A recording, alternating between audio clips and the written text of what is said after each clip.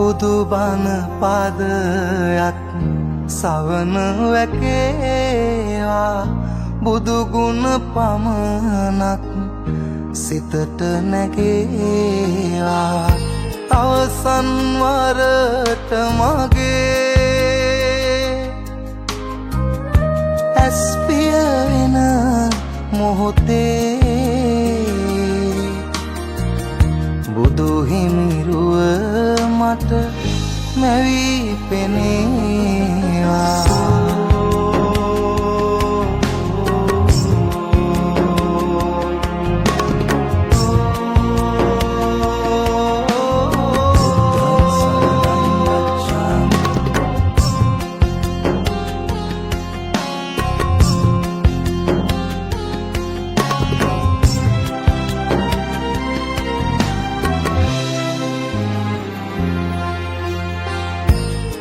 සිදුවෙන් නැති නොදැනීම එනිසයි සසරේ ඉපදීම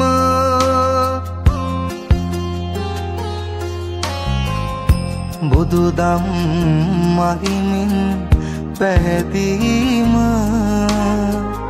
පමණයි සදහට සැනසීම බුදු බණ පාදයක් සවන වැකේවා බුදු ගුණ පමණක් හිතට නැගේවා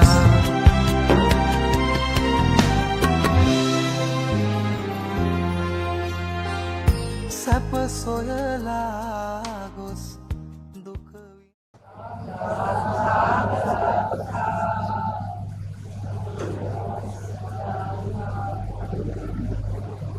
साधुनादियां पवत्तन नवद्वारा साधुनादियां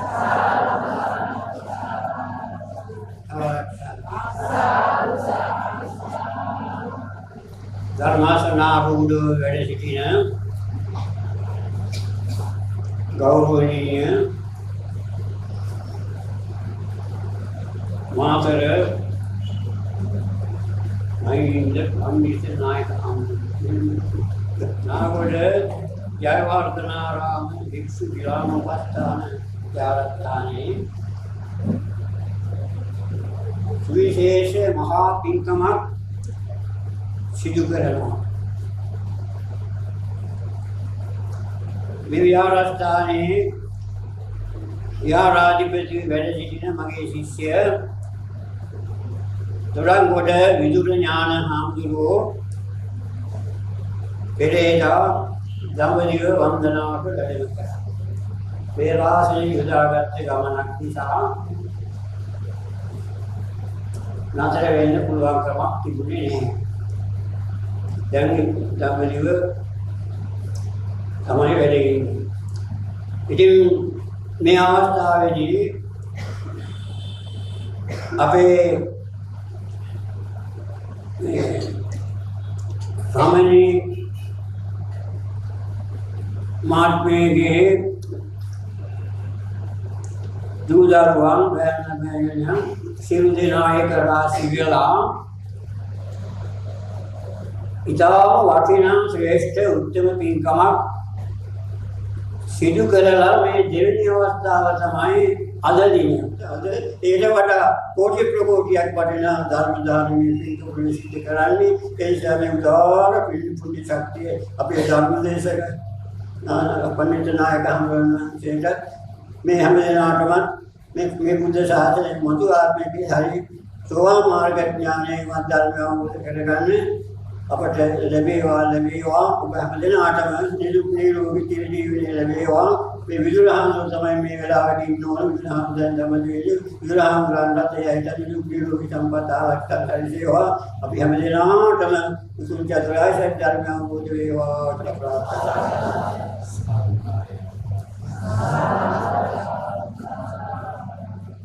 පංචශීලයේ සමාදන් වීම සඳහා තුන්වන නමස්කාරය කරමි.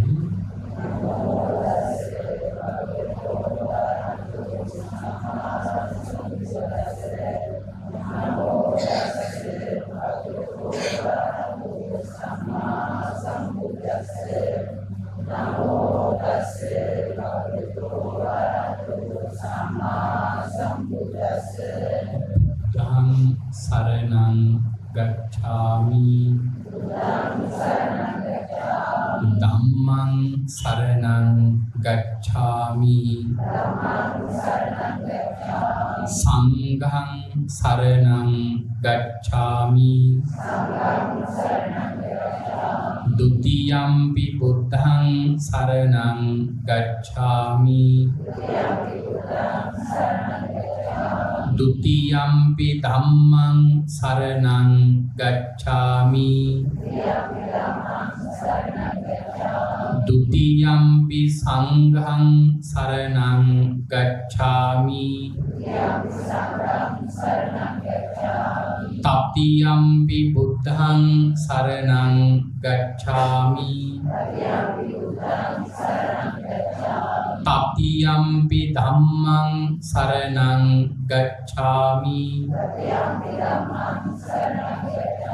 Tatiyampi sanghang saranang gacchami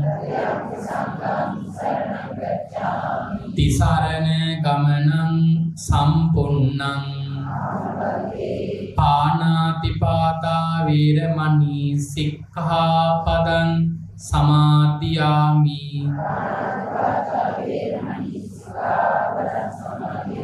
Adinādāna viramani sikkhapadang samadhiyami Kāmesu miccācārā viramani sikkhapadang samadhiyami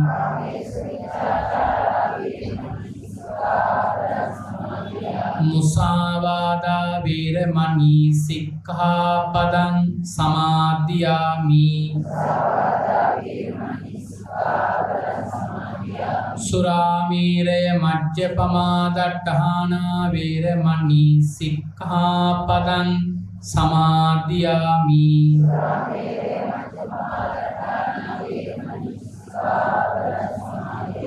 Appamādena sampādeta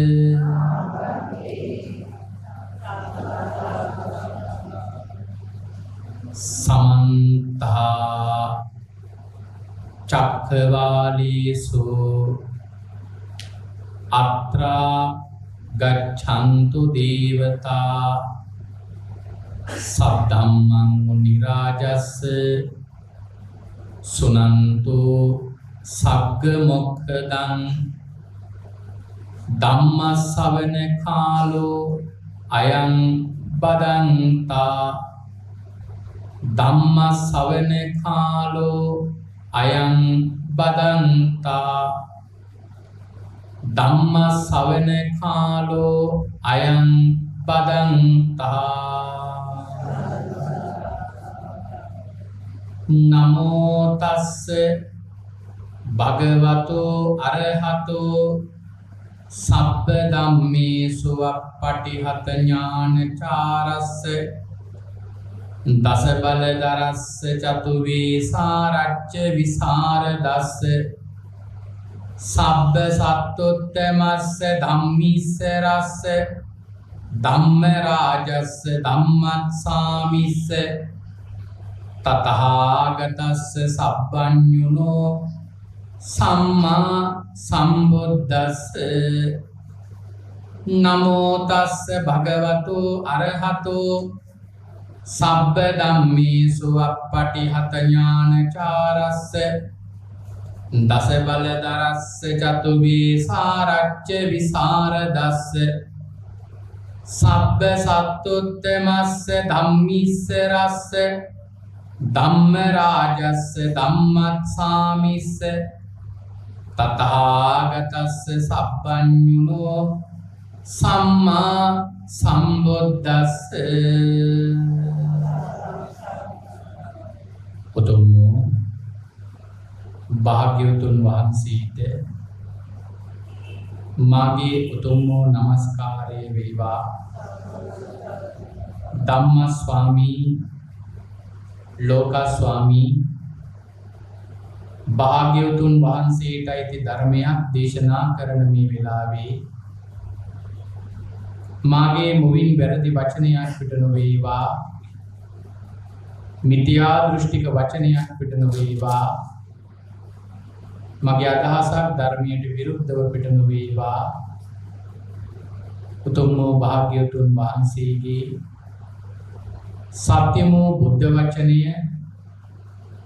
භාග්‍යවතුන් වහන්සේ සතුට වෙන ආකාරයට දේශනා කරන්න මට ශක්තිය ලැබේවා. ඒ සඳහා සියලු ආර්යයන් වහන්සේලාගේ අනුග්‍රහය ලැබේවා.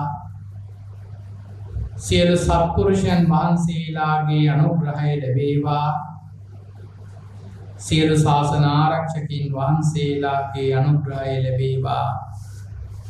හැම දිනාටම භාග්‍යවතුන් වහන්සේගේම ධර්මය අවබෝධ කරගෙන උතුම් චතුරාර්ය සත්‍ය ධර්මයම අවබෝධ කර ගනිත්වා. සාදු සාදු සාදු.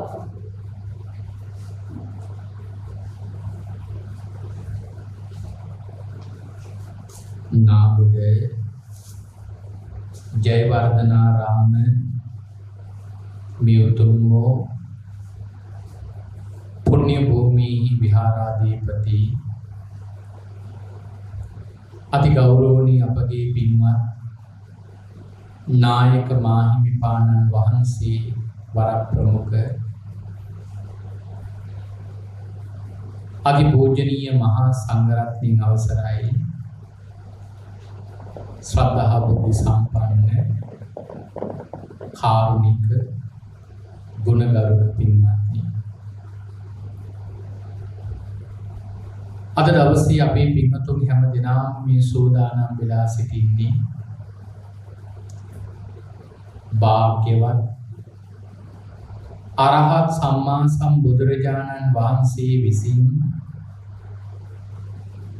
ඔබෙත් මගෙත් නිවන පිණිස මහා කරුණාවෙන් දේශනා කොට වදාළ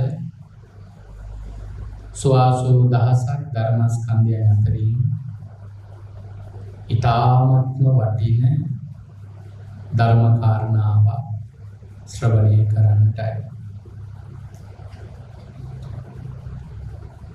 පින්තුනි, අද මම බොහෝම වටිනා කියන ධර්ම කාරණාව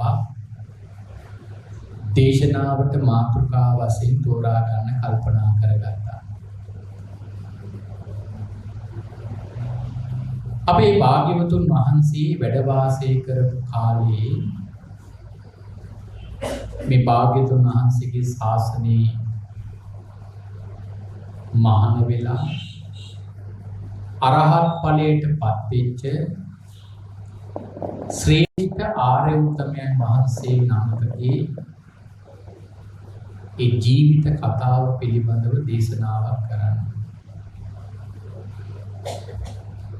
උන්වහන්සේගේ නම තමයි සෝන කුටිකර්ණ මහරහතන් වහන්සේ. මේ සෝන මහරහතන් වහන්සේ පින්වතුනි ගිහි කාලේ වැඩ සිටියේ අවන්ති දේශේ. එහි කුරරගල කියලා ගමක් තියෙනවා. ඒ ගමේ තමයි වාසය කරන්නේ.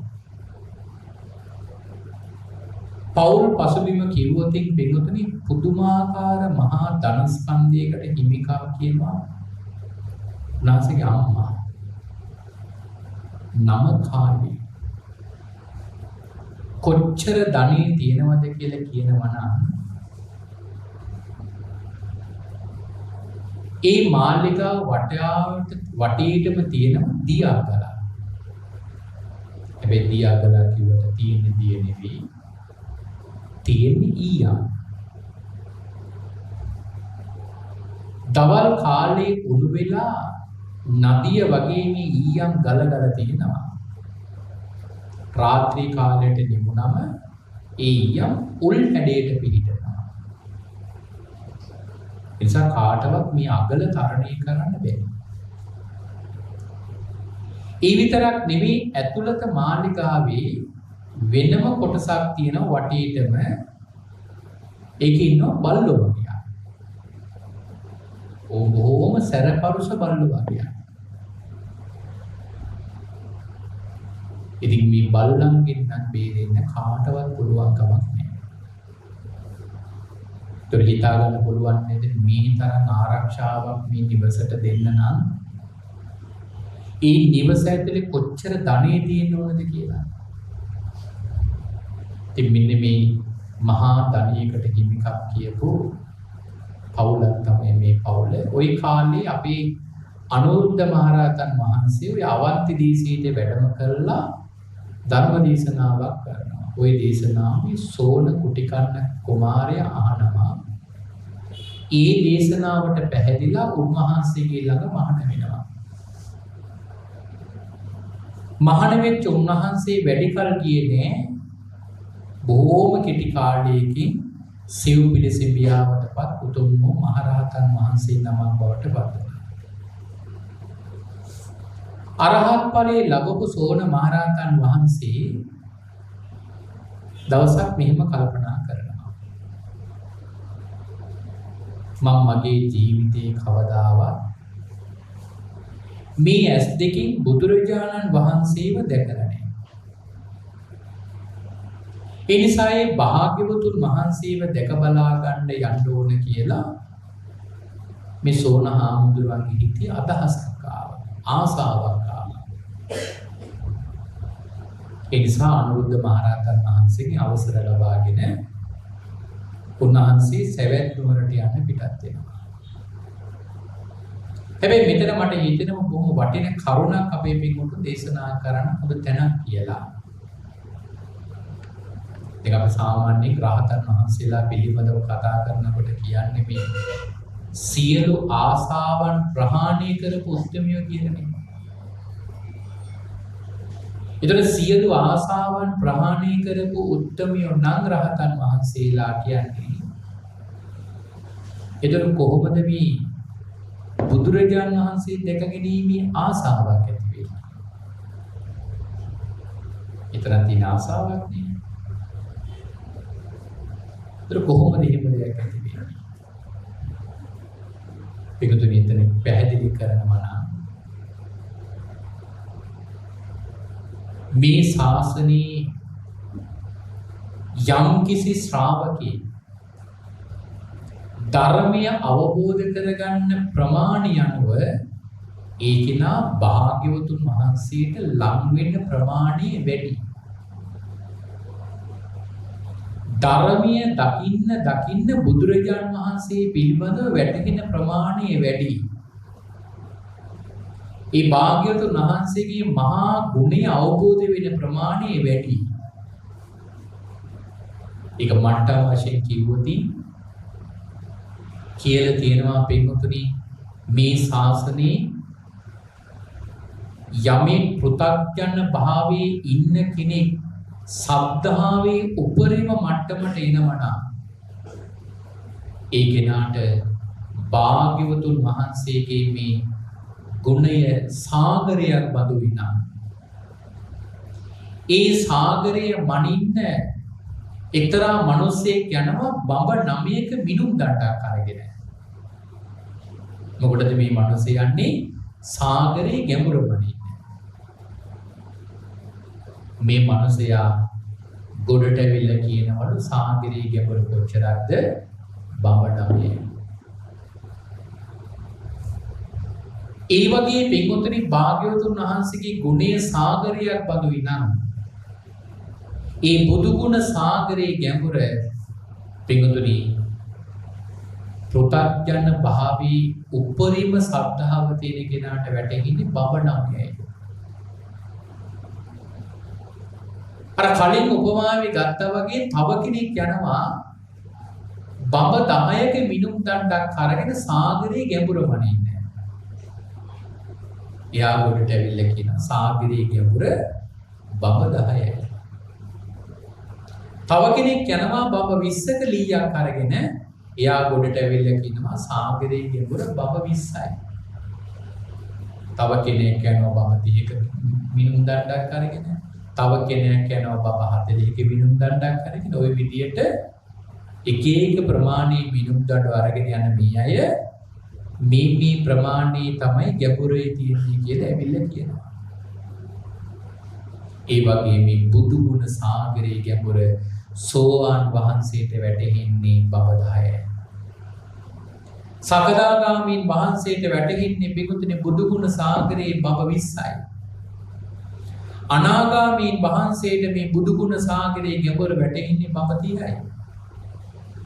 රහතන් වහන්සේට මේ බුදු ගුණ සාගරයේ ගැඹුර තේරෙනවා පිටුතුනේ බව 40යි.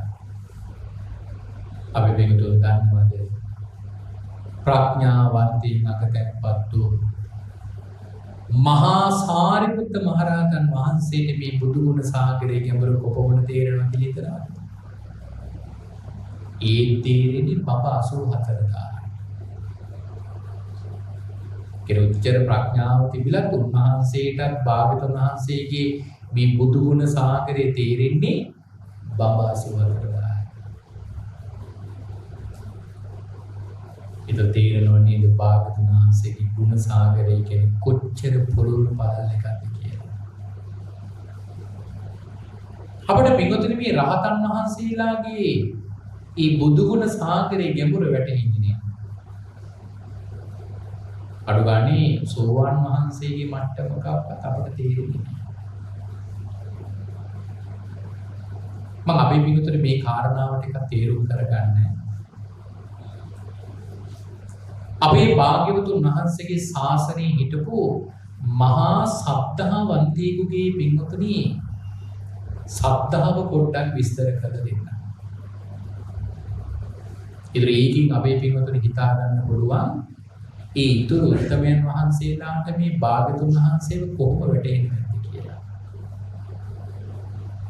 දැන් අපේ පින්වතුන් බලන්න අපිට බුදුරජාණන් වහන්සේ කෙනෙක් කොච්චර සද්ධාව තියෙනවද? අපට පින්වතුනි කොයිතරම් සද්ධාාවක් අපේ හිත තුළ බුදුරජාණන් වහන්සේ සම්බන්ධයෙන් තියෙනවද?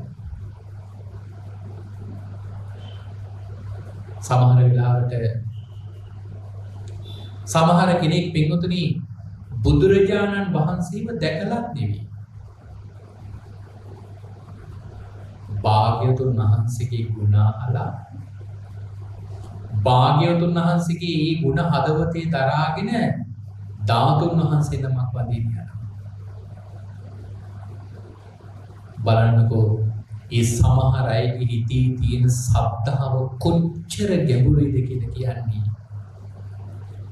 තමන්ගේ කණේ තියෙන කරාබු දෙක ගලවලා ධාතුන් වහන්සේට පූජා කරනවා. තමන්ගේ කරේ තියෙන මාලය ගලවලා පින්වතුනි භාග්‍යවතුන් වහන්සේට පූජා කරනවා.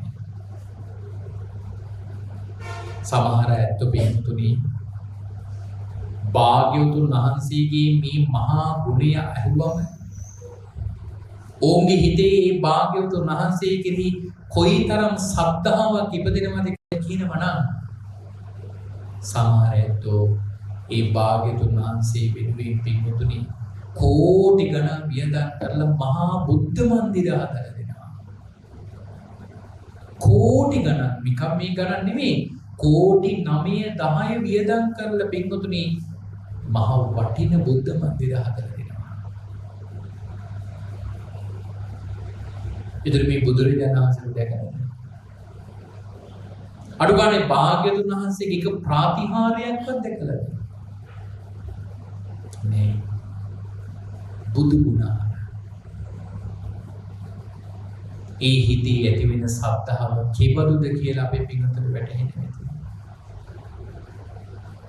අපි බලන්නකෝ අර බාතිකාවේ රයිතුමා. මේ බාතිකාවේ රයිතුමාගේ හිතේ බුදුරජාණන් වහන්සේ කෙරෙහි කොයිතරම් සත්‍තාවක් ඇති වුණාද?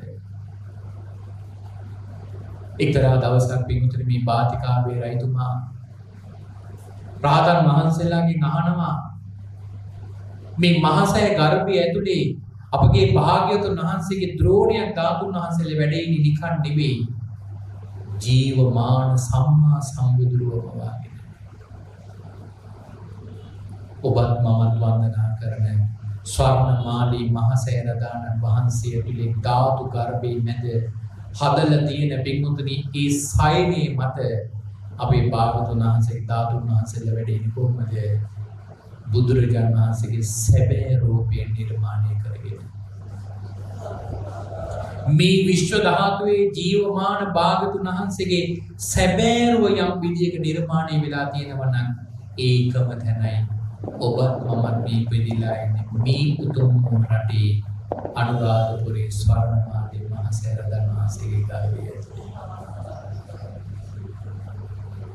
රජුරවන්ට මේක අහන්න ලැබුණා. දැකලානේ අහන්න ලැබුණා. රජතුමාට මේක පිළිබඳ ඇතිවෙච්ච ආසාව කෙබඳුද කියලා කියන්නේ ස්වර්ණමාලී මහසෑරදන් වහන්සේ ඉදිරිපිටට ගිහිල්ලා වන්දනා කරලා පළගත් බැඳගෙන ඒ මහසෑ ගර්භය දිහා බලාගෙන අදිෂ්ඨානයක් කරනවා සත්‍යක්‍රියාවක් කරනවා මේ සෑ ගර්භය තුළ වැඩ ඉන්න ඒ ජීවමාන බුදුරජාණන් වහන්සේගේ රූපය දැක ගන්න තාක්කල් මලක්මක් මෙතනින් නැගිටින්නේ නැහැ. රජතුමා පළවෙනි දවසේ ගත කළා. දෙවෙනි දවසෙත් ගත කළා. තුන්වෙනි දවසේ ගත කළා ඉහිම්මමයි. හතරවෙනි පස්වෙනි හයවෙනි දවසේ වෙනකන් ගත කරනවා. හත්වෙනි දවස උදා වෙනකොට සුද්ධාවාස බ්‍රහ්ම ලෝකේ ඉඳලා මේ මහසෑ වන්දනා කරන්නේ අරහත් බ්‍රහ්ම රාජවරු කල්පනා කරනවා මේ මහරජුරු මෙතන මිය ගියෝ ඒක අපේ සම්බුද්ධ ශාසනයට මහා කැලලක් වෙනවා. එහෙනම් මේ තරම් වීරියෙන් ඉන්න මේ රජුරවන්ට අපි මේකට අවස්ථාවක් දෙමු කියලා පින්වතුනි එදා ඒ රහතන් වහන්සේලා මේ ධාතු ගර්භයේ මැදින් දොරක් මවලා ඒ දොර මැදින් රජුරුවන් ඇතුළට එක්කරගෙන ගිහිල්ලා ඒ සෑ ගර්භය ඇතුළත වැඩ ඉන්න ජීවමාන භාගතුන් වහන්සේලා පෙන්නනවා. අපි පිටුතුන් දන්නවද රජුරුවන්ගේ හිතේ ඇතිවෙච්ච සද්ධාව කොයි වගේද කියලා. එදා රජතුමා පිටුතුනි ඒ ඇතිවෙච්ච සද්ධාව අපි පිටුතුන් දන්නවද එළියට ඇවිල්ලා කොහොමද පිට කරේ කියලා.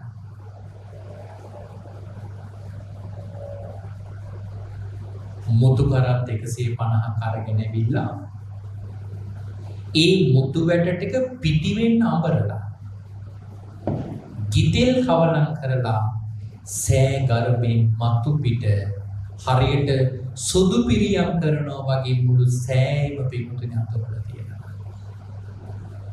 අපි ඔය හුණු ගන්න වගේ එදා වාදිකාවේ රජතුමා මුතු කරත් 150ක් ගෙන අඹරලා තමයි සෑ ගර්භය ගෑවේ. මහා වංශයේ කියලා තියෙන හරියට මහසෑ මුතු වැටයක් කරා කියලා. රජුරුවන්ට මති. රජතුමා ඊළඟ වතාවේ කලේ සුවඳ කල්කයක් හදලා මේ මහා සෑයම මේ සුවඳ කල්කය ආලේපන කරලා සමන් පිච්ච මල් අරගෙන ඒ සමන් පිච්ච මල් නටුවේ අර සුවඳ කල්කය ඔබවලා මුළු සෑයම පින්වතුනි හරියට සමන් පිච්ච මල් වට්ටියක් වගේ හැදුවා.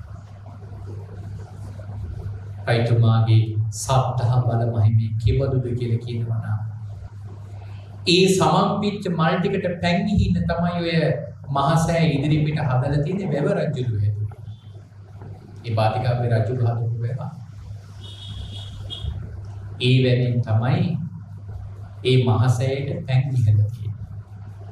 අර මල් ටික පරවෙන්න දෙන්නේ නැතුව රජුළු වගේ සබ්දහව කුපුචරද කියලා කියන්නේ දින 7ක් ඒ මල් ටික පරවෙන්න නැතුව ඒ සෑ ගර්භයෙන් මතම නැවුම් මලක්සේ වෙඩලා තිබුණා.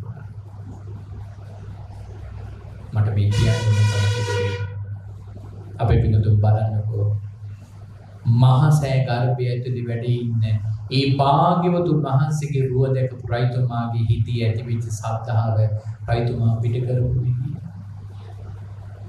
මම ඒකේ සමහර අය ධාතුන් වහන්සේලා දැකලා සමහර කෙනෙක් පින්වතුනි බුදු ගුණ අහලා අපේ අස්පනා පිටම කොච්චර දැකලා තියෙනවද පින්වතුනි තමන්ගේ හිතේ නැගිච්ච අප්‍රමාණ සද්ධාව විහිදුවපු විදිය අදටත් ඔය මහසෑ මළුවේ ගිහිල්ලා බලාගෙන හිටියොත් රණින් හදපු රිදීන් හදපු මෙනිකින් හදපු කොයිතරම් පූජාවස්තුයි මහසෑයට පූජා කරනවා. කොයිතරම් පින්වතුනි අපි ජීවිතය ඇස් දෙකටවත් දැකපු නැති විශේෂ ආහාර පාන භාග්‍යවතුන් වහන්සේට පූජා කරනවා. ඒ සමහර අය පින්වතුනි අපටත් ඔය අනුමෝදන් කරන සමහර ඡායාරූපේ වල තියෙනවා. භාග්‍යවතුන් වහන්සේට මේ මහසෑය ළඟ සමහර ආහාර පූජා කරලා තියෙනවා. පුදුම ලස්සනක් තියෙන ආහාර රටාවල් දෙක. සමහරවිට ආහාර ඔක්කොම නිල් පාට. හරිම ලස්සනයි. කේක් වර්ග ওই විවිධ ආහාර වර්ග. සමහරවිට අපි දැකලා තියෙන මගුල් ගෙවල් විතරයි. අබානවාද මිනිසුගේ හිතේ කොයි තරම් පින්වතුනි මේ බුදු ගුණ අහලා සද්ධාව ඉපදිලා තියෙනවද කියලා කියන්නේ. ඒ භාග්‍යතුන් වහන්සේ උදෙසා කොච්චර විචිත්‍ර පූජාවල් කරනවා. මේ මොනවද මේ පිට කරන්නේ? තමන්ගේ අර හිතේ නැගිච්ච සද්ධාව. දැන් මම මේ කියන්නේ ජීවමාන බුදුරජාණන් වහන්සේ දැකපු අයගේ සද්ධාවද? නෑ. ධාතුන් වහන්සේලා දැකලා බුදු ගුණ අහපු අයගේ සද්ධාව පිට කරපු විදිය. ඔය හැම දෙයකට වඩා හොඳම උදාහරණය තමයි පින්වතුනි ධර්මාශෝක රජුගේ සද්ධාව. ධර්මාශෝක මහරජතුමා පින්වතුනි මේ ධර්මයේ වැළඳගෙන ශාසනය වෙනුවෙන් ශාසනික අභිවෘද්ධිය වෙනුවෙන් කටයුතු කර ඉඳෙද්දී රජුගන්ට දවසක් මෙහිම හිතනවා. මම මේ රාජමාලිගාව තුළ දවසකට 60000ක් වඩම්වල දන් දෙනවා. දවසකට ලක්ෂ 5 ගානේ මම දන් දෙනවා. බුද්ධ රත්නයේ ලක්ෂයක්, ධර්ම රත්නයේ ලක්ෂයක්, ওই විදිහට ලක්ෂ 5 ගානේ මම දන් දෙනවා. මම මිච්ඡර පොදු පූජා පැවැත්තුවා. මට මගේ ජීවිතේ මහා අඩුපාඩුවක් දැනෙනවා.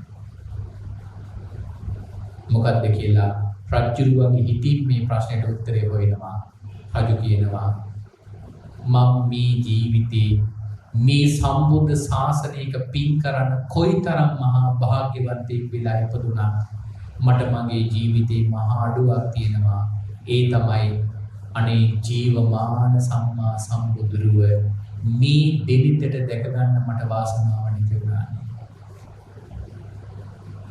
මගේ ඇස් දෙක කොච්චර පෞකාරයිද ඒ ජීවමාන සම්මා සම්බුදුරුව මට දැක ගන්න ලැබිච්ච. රජතුමා මේ කාරණාව හිතින් හිතලා එදා අමාත්‍යවරු රැස් කරලා අමාත්‍යවරු ඉදිරියේ මේ කතාව කියලා කියනවා. ඒ නිසා අමාත්‍යවරුනි පුළුවන් නම් ඔබලා මට ඒක උදව්වක් කරන්න. මේ දඹදිව තලයේ කොහේ හරි මොනවම් හෝ තැනක ඉන්න කවුරු හරි මිනිසෙක් ඉන්නව නම් හොයන් ඉන්න ජීවමාන කාලයේ බුදුරජාණන් වහන්සේව දැකපු. අනේ මට ඉන්නවනම් එක් කරගෙන කිව්වා. මට ඒ මිනිසයා බුදුරජාණන් වහන්සේ දැකපු විදියටවත් අඩුම තරමේ මට ඒ සම්මා සම්බුදුරෝ මොන වගේද කියලා අහලවත් දෙක ගන්න. මේ කතාව අහපමාත්‍යවරු කියනවා මහරජා ඒක නම් දුෂ්කරයි. මහරජා ඒක නම් කරන්න බෑ. මොකද මහරජා භාග්‍යවතුන් වහන්සේ දැන් පිරිනිවන් පාලා මේ වෙනකොට අවුරුදු 230 ගණනක් වෙනවා. මහරජා ඉතින් කාලයක් මේ මහ පොළොවේ ජීවත් වෙන මිනිසෙකුට අවශ්‍යනේ. නමුත් මහරජික අවස්ථාවක් තියෙනවා. අපි අහලා තියෙනවා නාග ලෝකයේ මහා කාල නාරජුරවන්ට කල්පයක් අවශ්‍ය තියෙනවා. ඒ කාන්තේම මහරජා ඒ නාරජුණා අපගේ භාග්‍යවතුන් වහන්සේ ජීවමාන කාලයේ දකින්නේ. මහරජා ඒ නාරජුරුවන්ව ඔබතුමාට පුළුවන් ආරාධනා කළ කෙඳවන්න. ඒ රජුරුවන්ට පුළුවන්. රජුරුවන්ගේ ළඟ බලයක් තියෙනවා. මොකද්ද බලය? අහසෙන් යොදුනකුයි පොළොවෙන් යොදුනකුයි තමන්ගේ අනපතුරවන්න. අහසේ ඉන්න ඕනෑම සත්වයකට, ඒ කියන්නේ දිව්‍ය බ්‍රහ්ම ඕනෑම කෙනෙකුට රජුරුවන්ගේ අන ක්‍රියාත්මක කරන්න පුළුවන්. කොයි ප්‍රමාණයද? යොදුනක් සීමාවෙ. පොළවේ යොදුනක් සීමාවේ ඉන්න ඕනෑම කෙනෙකුට තමන්ගේ අණ පතුරවන්න පුළුවන්. ඒ කියන්නේ රජු අණක් කළොත් ඒ ඕනෑම කෙනෙක් තරාතිරම අදාළ නැහැ. ඒ අණ ක්‍රියාත්මක කරන්න ඕනේ. රජු එහෙම කරලා තියෙනවා. ඔය රජුගේ බිරිඳ අසන්දි මිත්‍රට අහන්න ලැබුණා බුදුරජාණන් වහන්සේගේ මේ බ්‍රහ්මස්වරය කරවීක පක්ෂීකගේ හඬකට සමානයි කියලා.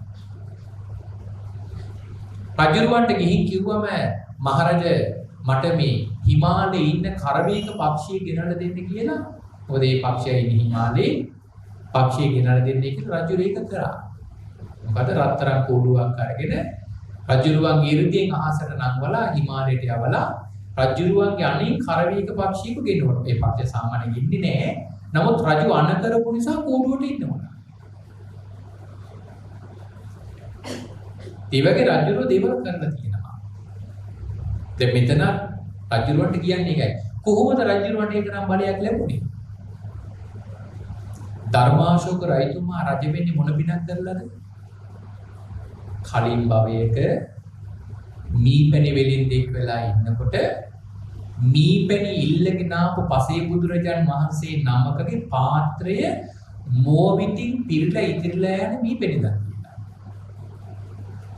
එදා මේ මීපැණි දාණයෙන් තමයි ප්‍රාර්ථනාවක් කරන්නේ මට මේ දඹදිව තලයේටම අධිපති වෙන්න මහා රජෙක් වෙන්න හැකියාව ලැබේවා කියලා.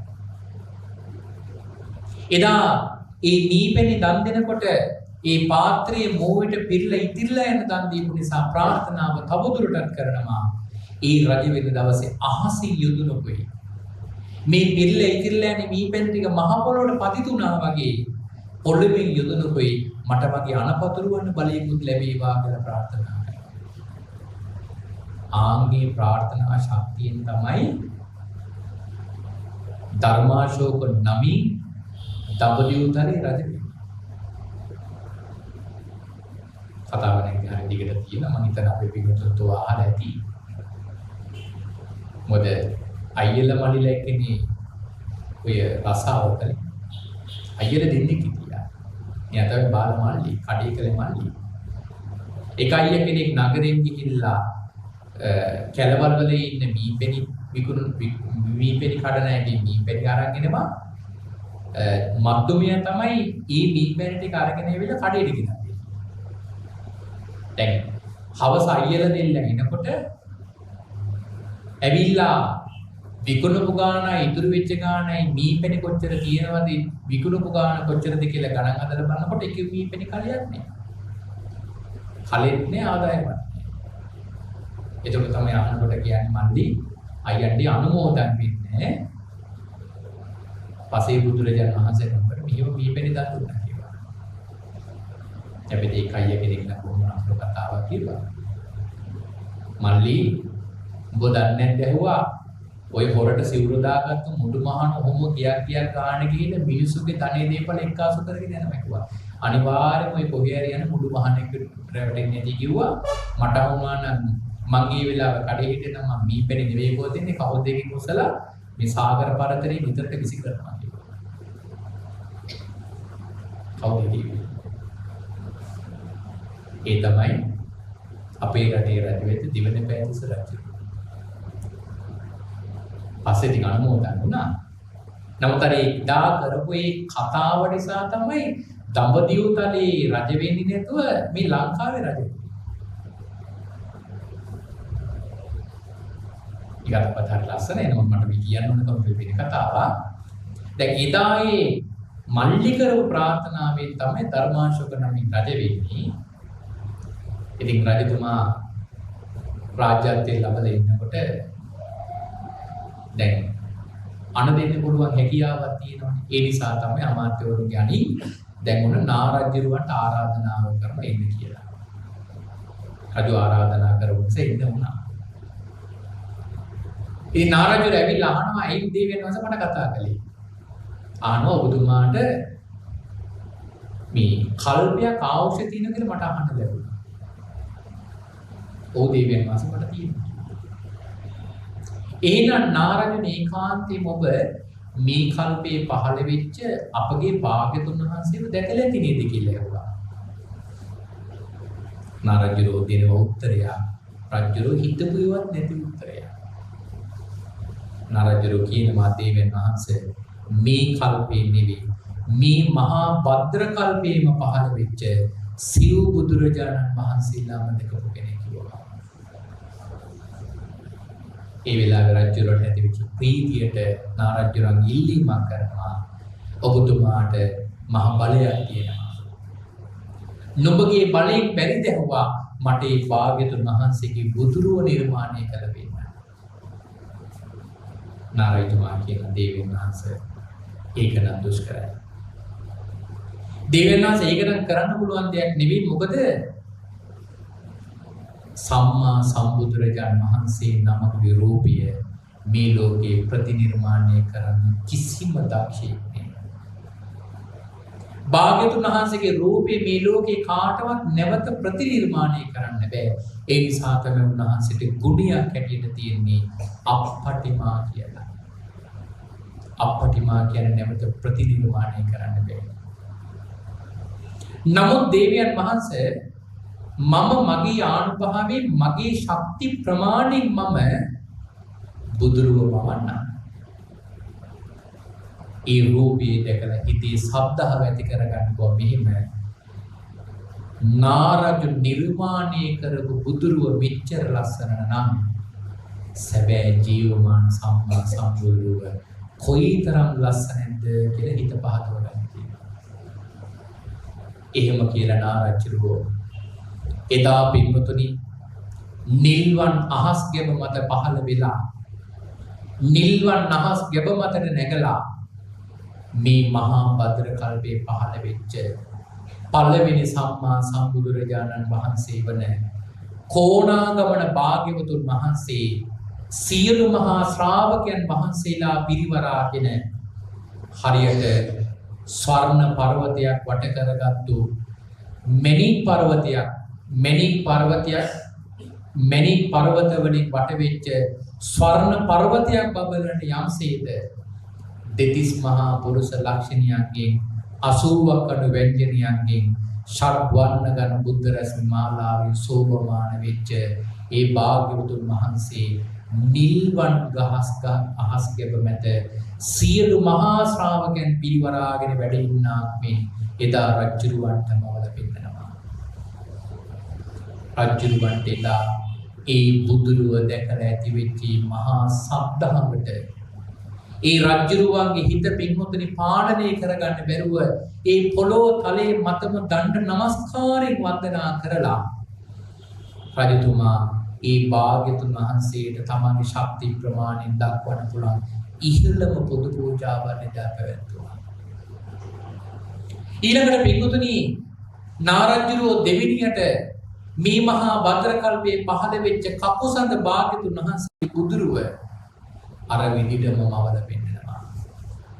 උන්වහන්සේට පුදු පූජා පවත්වලා පින්වතුනි මේ මහා භද්‍ර කල්පයේ පහළ වෙච්ච තුන්වෙනි භාග්‍යතුන් වහන්සේ වූ කාශ්‍යප භාග්‍යතුන් වහන්සේගේ බුද්ධ රූපයක් දී විදිහටම මවල පෙන්නනවා. ඒ වරණක් නෙවෙයි අවසානයේදී මේ මහා භද්‍ර කල්පේ මේ කල්පේ පහළ වෙච්ච හතරවෙනි භාග්‍යතුන් වහන්සේ වූ අපගේ ගෞතම සම්මා සම්බුදුරජාණන් වහන්සේගේ රූපය 80 මහා ශ්‍රාවකයන් වහන්සේලා පිරිවරාගෙන වැඩ ඉන්නා මෙන් එදා රජුරවන්ට මවල පෙන්නනවා.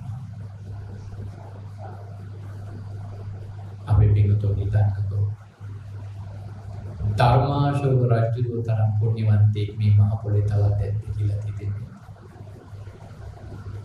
මට නම් අනන්ත ප්‍රමාණයක් හිතෙලා තියෙනවා. ධර්මාශෝක රජුරව තරම් මහ පුණ්‍යවන්තයෙක්. ඇයි එහෙම පුණ්‍යවන්තයෙක් තවත් නැහැ කියලා දැනෙන්නේ? එකම මොහොතක එකම ඇස් දෙකකින් පිටුතුනි කල්ප අසංඛ්‍යයකටවත් පිටුතුනි පහළ වෙන්නේ නැති තරමේ දුර්ලභ වූ අති දුර්ලභ වූ උතුම් වූ සම්මා සම්බුදු රත්නයන් හතර නමක්ම දැකලා සම්මා සම්බුදුරජාණන් වහන්සේලා සිව් නමකගේ බුදුරුව හතරක්ම ඒ දෙනිතින් දැක ගන්න ලැබීම රජුරෝ පෙර සංසාරේ කොයි තරම්නම් පින්වතුනි පින් කරලාද කොයි තරම්නම් පින්වතුනි බුද්ධානුස්සතිය වඩලාද මට කියන්නකෝ පින්වතුනි ධාතුන් වහන්සේ නමක් දකින්න බුදු ගුණ අහන කෙනෙකුගේ හිතේ ඇති වෙන සද්ධා වර වගේ නම් සිව් බුදුරජාණන් වහන්සේලාගේ රූපයන් දැකපු මේ ධර්මාශෝක රජුගේ හිතේ සද්ධාව කොහොමද තියෙන්නේ? රජතුමා පින්වතුනි සද්ධාව කොහොමද පිට කරේ? රජතුමා සද්ධාව පිට කරේ කොහොමද?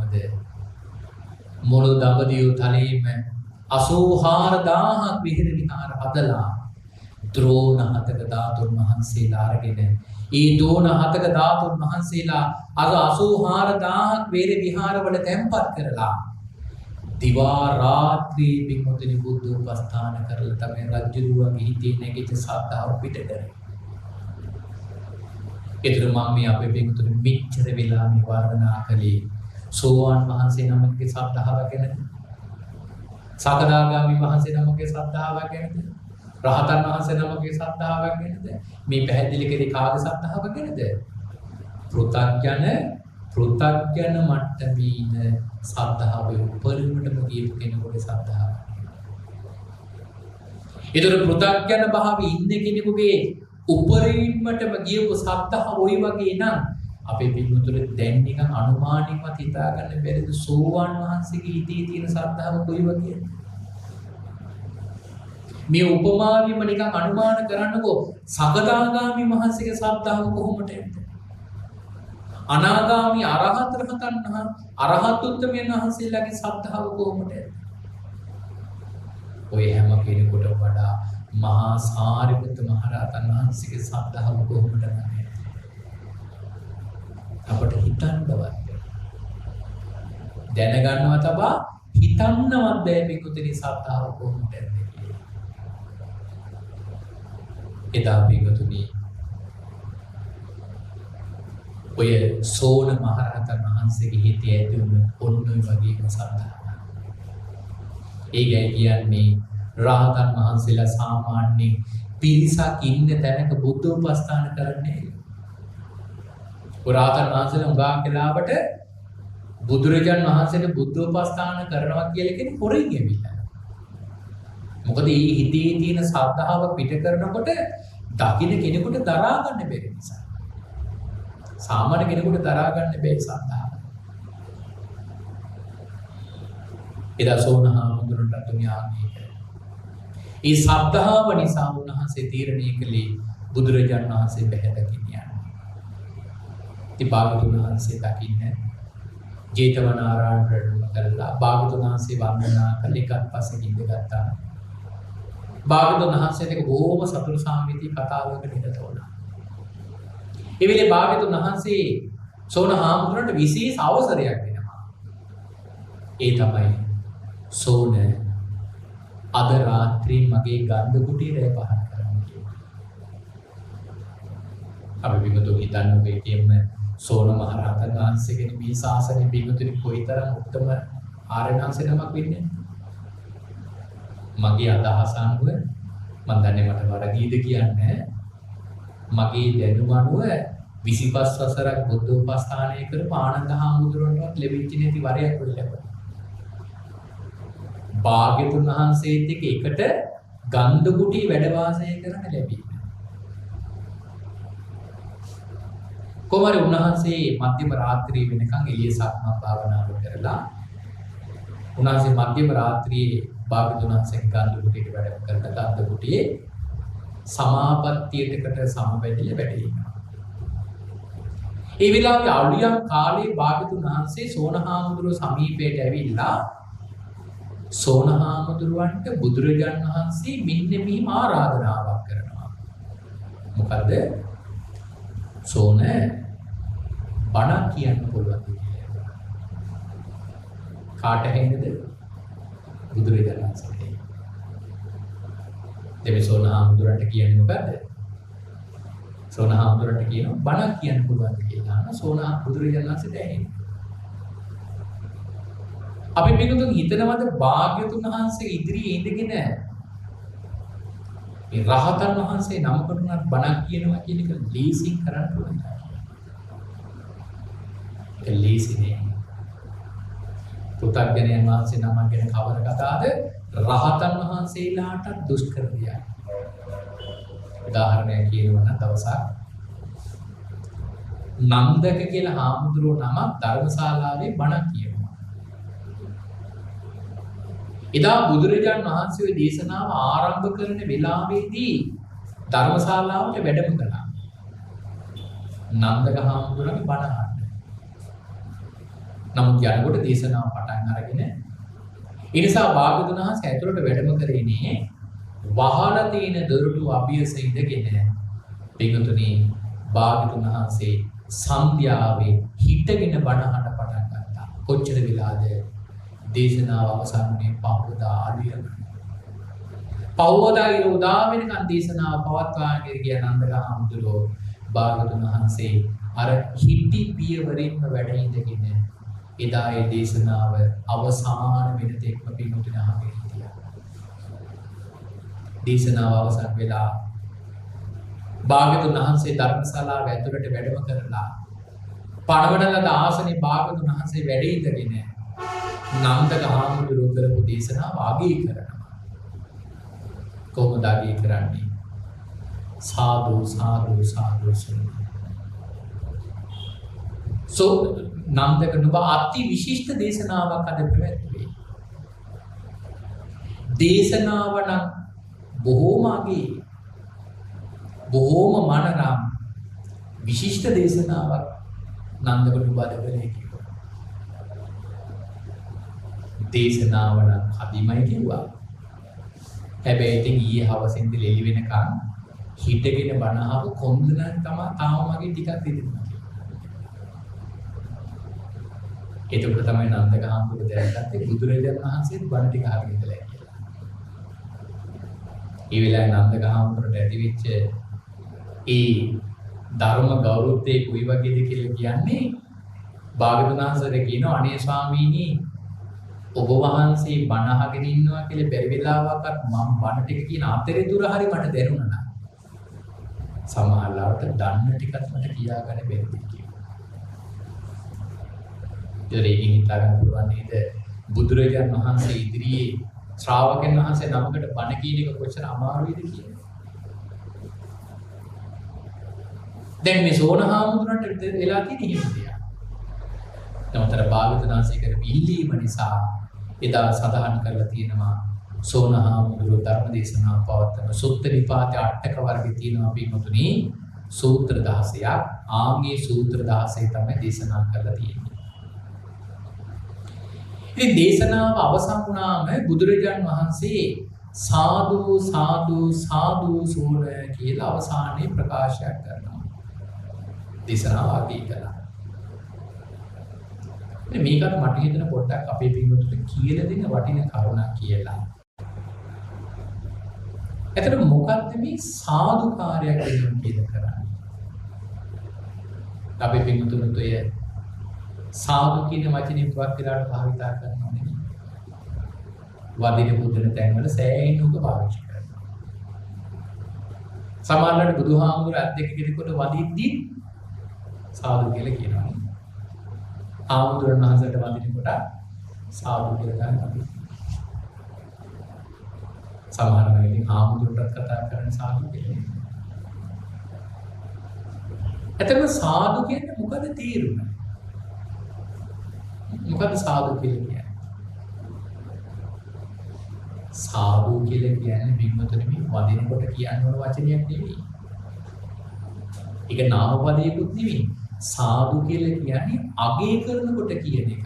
දැන් අපේ පිටුතුන් කියන්නේ දැන් යමක් අගේ කරද්දී කියන අති විශිෂ්ටයි, අති ශ්‍රේෂ්ඨයි, කපීමයි, ඊටාම හොඳයි, ඊටාම යහපත් කියන වචන වලින් කියනවනේ.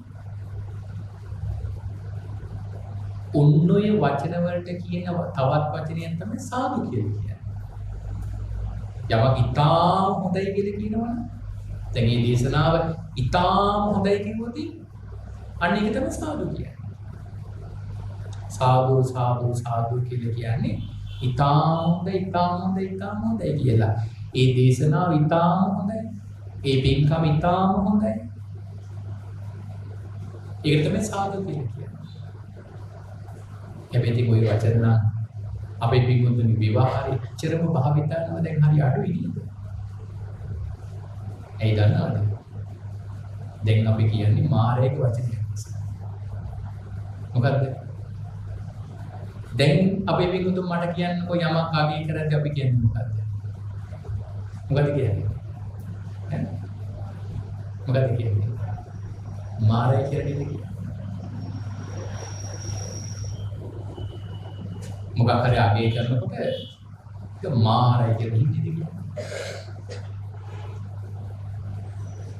එතන දන්නවද ඔක කොච්චර භයානකයිද කියලා ඔය වචනේ.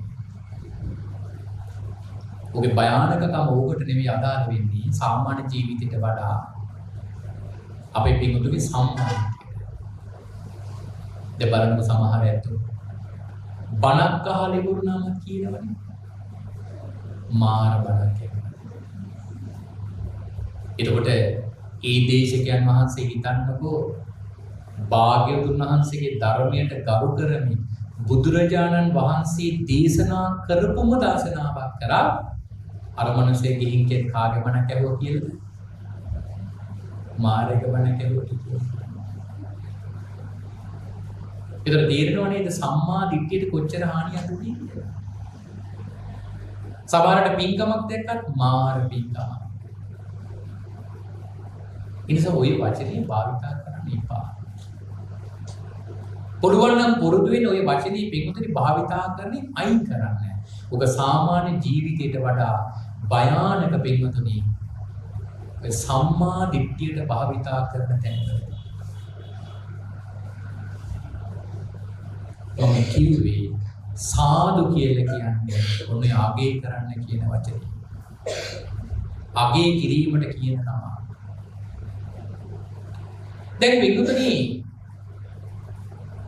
එදා භාග්‍යවතුන් වහන්සේත් ඔන්න සාදු සාදු කියලා කිව්වේ අර සෝනහාමුදුරන්ගේ දේශනාවට අගය කරා. දැන් අපි පින්වතුන් බලන්න සමහර වෙලාවට ඒක දැන හරි නොදැන හරි හරියට කරනවා. දැන් ඔය පින්කමක් ඉවරුනේ පස්සේදී කවුරු හරි කෙනෙක් මේ පින්කමේ ඡායාරූප කාට හරි යවන්නමනේ. දැන් ඔය Tamante එහෙම කරපු පින්කමේ ඡායාරූප ආවයින් පස්සේදී මොකද ඒ කෙනාට පිළිතුරක් ඇටි තියවන්නේ? මොකක් කියලා තියවන්නේ? සාදු සාදු සාදු කියලා යවන්නේ. එමෙන්න දැන් කියන සාදු සාදු සාදු මමත් ඒ පින් අනුමෝදන්. ඒ කියන්නේ මොකද ඒ කලේ?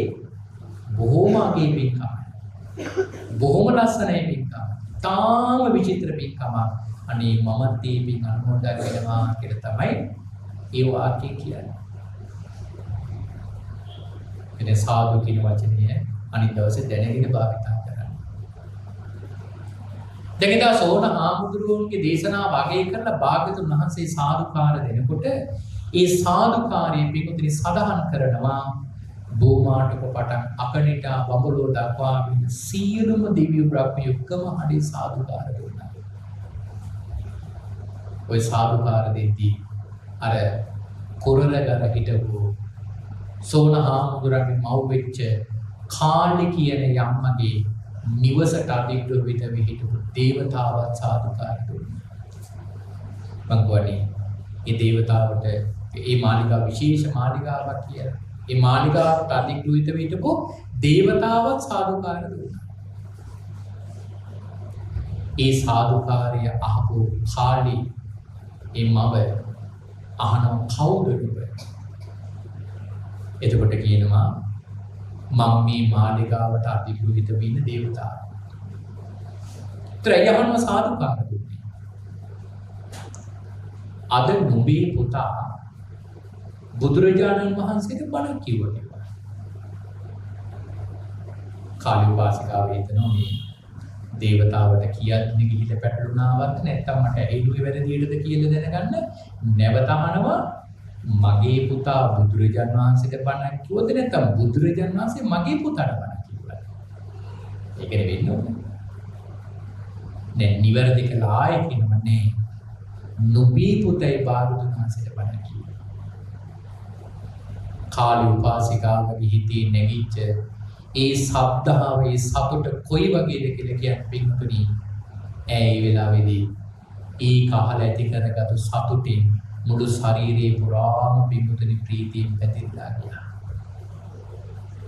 මුළු ශරීරේ පුරාම මේ සතුට පැතිරිලා ගියා. ඒ වෙලාවේ හිතනම එහෙනම් ඒ කාන්තිම මගේ පුතා මටත් බණ කියන්න සමර්ථයි. එහෙම කියලා හිතලා සෝන හාමුදුරුව වඩිනකම් පෙරමක බලන් ඉන්නව බණ ටිකක් අහන්න. කොහොම ඉන්නකොට එක්තරා දවසක සෝන මහරහතන් වහන්සේ නිවසට වඩිනවා. උන්වහන්සේට දන්පැන් ආදී පූජා කරලා අවසන් වෙලා ඒ විලා ආරාධනාවක් කරන අර කතාව කියලා ස්වාමීනි මට දහම් කතාවක් කියන්න බැරිද කියලා. ඊතර ධර්ම දේශනාව සුදුසු කාලයේ දන්වලා උන්වහන්සේ එතනින් වඩිනවා. දේශනාවට નિયમિત කාලය ලැබෙනවා. එදා පින්වතුනි කාලේ උපාසිකාව එක 16ක් විතරක් නිවසේ නතර කරලා අනිත් සියලුම 200 කම්කරුවෝ එක ධර්මශාලාවට ගියා බණ අහන්න. මම කොහොමද මාලිගාවක මහා ධනියක් තියෙන මාලිගාවක් කියලා. ඉතින් ওই මාලිගාවට බොහෝ හොරු කණ්ඩායම් බැල්ම හිලාගෙන හිටියේ. හැබැයි උන්ට අවාසනාවකට මේ මාලිගාවට එන්න තැනක් තිබුණේ. නමුත් අද මෙන්න මේ ආරංචියෙන් දැනගත්තා අද මේ මාලිගාවින් ඔක්කොමලා බණ අහන්න යනවා. ඒ කියන්නේ අපිට දොරටු පිටගෙන යන්න පුළුවන් කියලා අර පිරිස එදා බණ අහන ධර්මශාලාවට ගියාම හොර පිරිස ගෙට ඇතුළු වුණා. නමුත් මම කිව්ව එක 16ක් ඉතුරු කළයි සියල්ලෝම එක් කරගෙන බණ අහන්න ගියේ. අර නිවසේ හිටපු 16 මාලිගාවට හොරු පැන්න කියලා දැනගත්තා. ඒ වෙලාවේදී මේ 16 වහාම දුවගෙන ගිහිල්ලා අර ධර්මශාලාවේ බණ අහා හිටපු කාලී උපාසිකාව ළඟට ගිහිල්ලා මේ කතාව කිව්වා. මෑණියනි බණ අහා ඉන්න කාලයක් නෑ. මාලිගාවට හොරු පැනලා හනිකට යමු නැත්තම් විලෝකයක් ඉතුරු කරන එකක් නෑ කියලා කාලී උපාසිකාවට කිව්වා. මට කියන්නේ අපේ පිටුතු කාලී උපාසිකාවගේ තීරණය මොකක්ද කියන්නේ? අපේ පිටුතු හිතන්නකො ගෙදරකට හොරු පැන්නේ කොහොම අද කාලේ මොකක් කරේ? ඔච්චර ධනිය තියෙන්නේ. අඩු ගන්න එක රුපියලක්වත් නෑ බව දැනගත්තත් නිකන් හිතන්නකො ගෙදරට හොරු පැන්න කිව්වොත් බන නෙවෙයි. නිවන දොර ළඟට ගියත් සමහර කෙනෙක් දෝලේ නැති බලන්න. දෝලේ නැති. අපි ගොඩක් දන්නවද කාලී උපාසිකාව මොකද කිව්වේ කියලා? කාලී උපාසිකාව කියනවා දැන් මට ඉන්න බැහැ. මොදෙම බණ අහනවා. දේශනා පටන් ගන්න දැන් මට ඉන්න බැහැ. මම බණ ටික අහලා ඉවර වෙලා ඉන්නම් කිව්වා. එතකන් යන්න කිව්වා. කින්දාස් කියලා. දැන් එහෙම ගියපු 16 දැන් මාලිගාවට යනකොට රන් ගබඩාව බිඳලා. හොරු රන් ගබඩාව බිඳලා රන් ගබඩාව සුද්ධ කරලා දැන් හොරු මෙණි ගබඩාව බිඳිනවා. 16 බලන් ඉන්නවා. කාලී උපාසිකාව එන පාටකුත් නෑ. හොරු යන පාටකුත් නෑ. මෙහෙම හිටියොත් නම් මේ මෙණි ගබඩාවත් ඉදිරි කරන එකක් නෑ කියලා ආයිමත් ගිහිල්ලා කාලී උපාසිකාවට අර 16 අර කතාවම කිව්වා. මේනිනි යනකොට නම් ඉතින් වෙන්න ඕන ටික වෙලා ඉවර වෙයි. මොකද මම දැන් යනකොටත් රන් ගබඩාව විතර දැන් මෙණි ගබඩාව විදිනවා. ඒ නිසා අපි ඉක්මනට යමු කිව්වා. දාස් කාලී උපාසිකාව කියන්නේ ඉවරයි. කමක් නෑ. මොකද දැන් මට නැගිටලා මෙතනින් ඉන්න බෑ. මම බණ ටික අහනවා. කමක් නෑ ඔය හරි හොරු අරගෙන යන තරමක් අරගෙන ගියපු දෙයින් අපි ඔය ඉතුරු වෙන මොන හරි දෙයකින් ජීවත් වෙමු. ඒ නිසා ඔබ යන්නේ කියලා ආයමත් 16 යවුවා. එහෙම ගියපු 16 පින්වතුනි ආයමත් නිවසට යනකොට දකිනවා දැන් මෙණික් ගබඩාවක් විතරයි. දැන් කහවණු ගබඩාවක් විතරයි. ඒ කියන්නේ මුළු මාලිගාවම සුද්ධ කරනවා. ආයමත් අර 16 ආයසරයක් පින්වතුනි අර ධර්මශාලාවේ බණ අහන හිටපු කාලී උපාසකට ඇවිල්ලා කියනවා මෑණියනි බණ ටික අහලා යනකොට නම් ආය අපිට ඉතුරු වෙන්න දෙයක් නැති වෙයි. කහවණු ටිකවත් බේර ගන්න දැන්වත් යමු කිව්වා. ධනදේ වෙලාවේ කාලි උපාසිකාව මොකද කිව්වේ කියලා. කාලි උපාසිකාව ඉවර කියනවා මන් නුඹට දැන් දෙසරයක්ම කිව්වා මෙතනින් යන්න කියලා. නමුත් නුඹ තුන්වෙනි වතාවෙත් මෙතනට ආවා. නුඹ දන්නවද කියලා ඇහුවා. මගේ නිවසේ තියෙන රත්තරන් මෙලික් නෙවෙයි.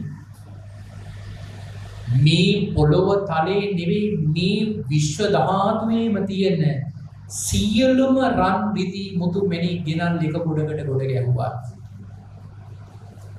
අද මම මේ වාඩි වෙලා ඉන්නේ මේ උතුම් රතනේ මේ උත්තම රතනේ වචනයකට ඒ උතුම් ඒ සියලුම රතනයන් සමාන කරන්න බෑ කිව්වා. ඒ කියන්නේ භාග්‍යවතුන් වහන්සේගේ මේ උත්තම වූ රතනයන්, ඒ කියන්නේ ධර්ම භාග්‍යවතුන් වහන්සේගේ ධම්ම රතනේ එක වචනයක් පින්වතුනි ගත්තොත් ඒ වචනේ පින්වතුනි විශ්වයේ තියෙන සියලු රතනයන් එකට ගැහුවත් ඒ රතනයට සමාන කරන්නේ. ඒතර අපේ පිටුතර තියෙන්නේ නේද? භාග්‍යතුන් වහන්සේගේ බුද්ධ වචනය කියන එක කොච්චර වටිනවද කියලා. භාග්‍යතුන් වහන්සේගේ බුද්ධ වචනය කියන්නේ මේ ලෝකේ කොච්චර වටින රතනයක්ද? නමුත් අවාසනාවකට අද ලංකාවේ උඟා දිනේ ඊ තරම් වටිනා රතනයකට කොච්චර පින්වතුනි නින්දා පාස කරනවද බලන්න. අපේ ලංකාවේ පින්වතුනි උඟා දිනේ මේ කාලේ හරියට මේ ධර්මයට අගෞරව කරනවා.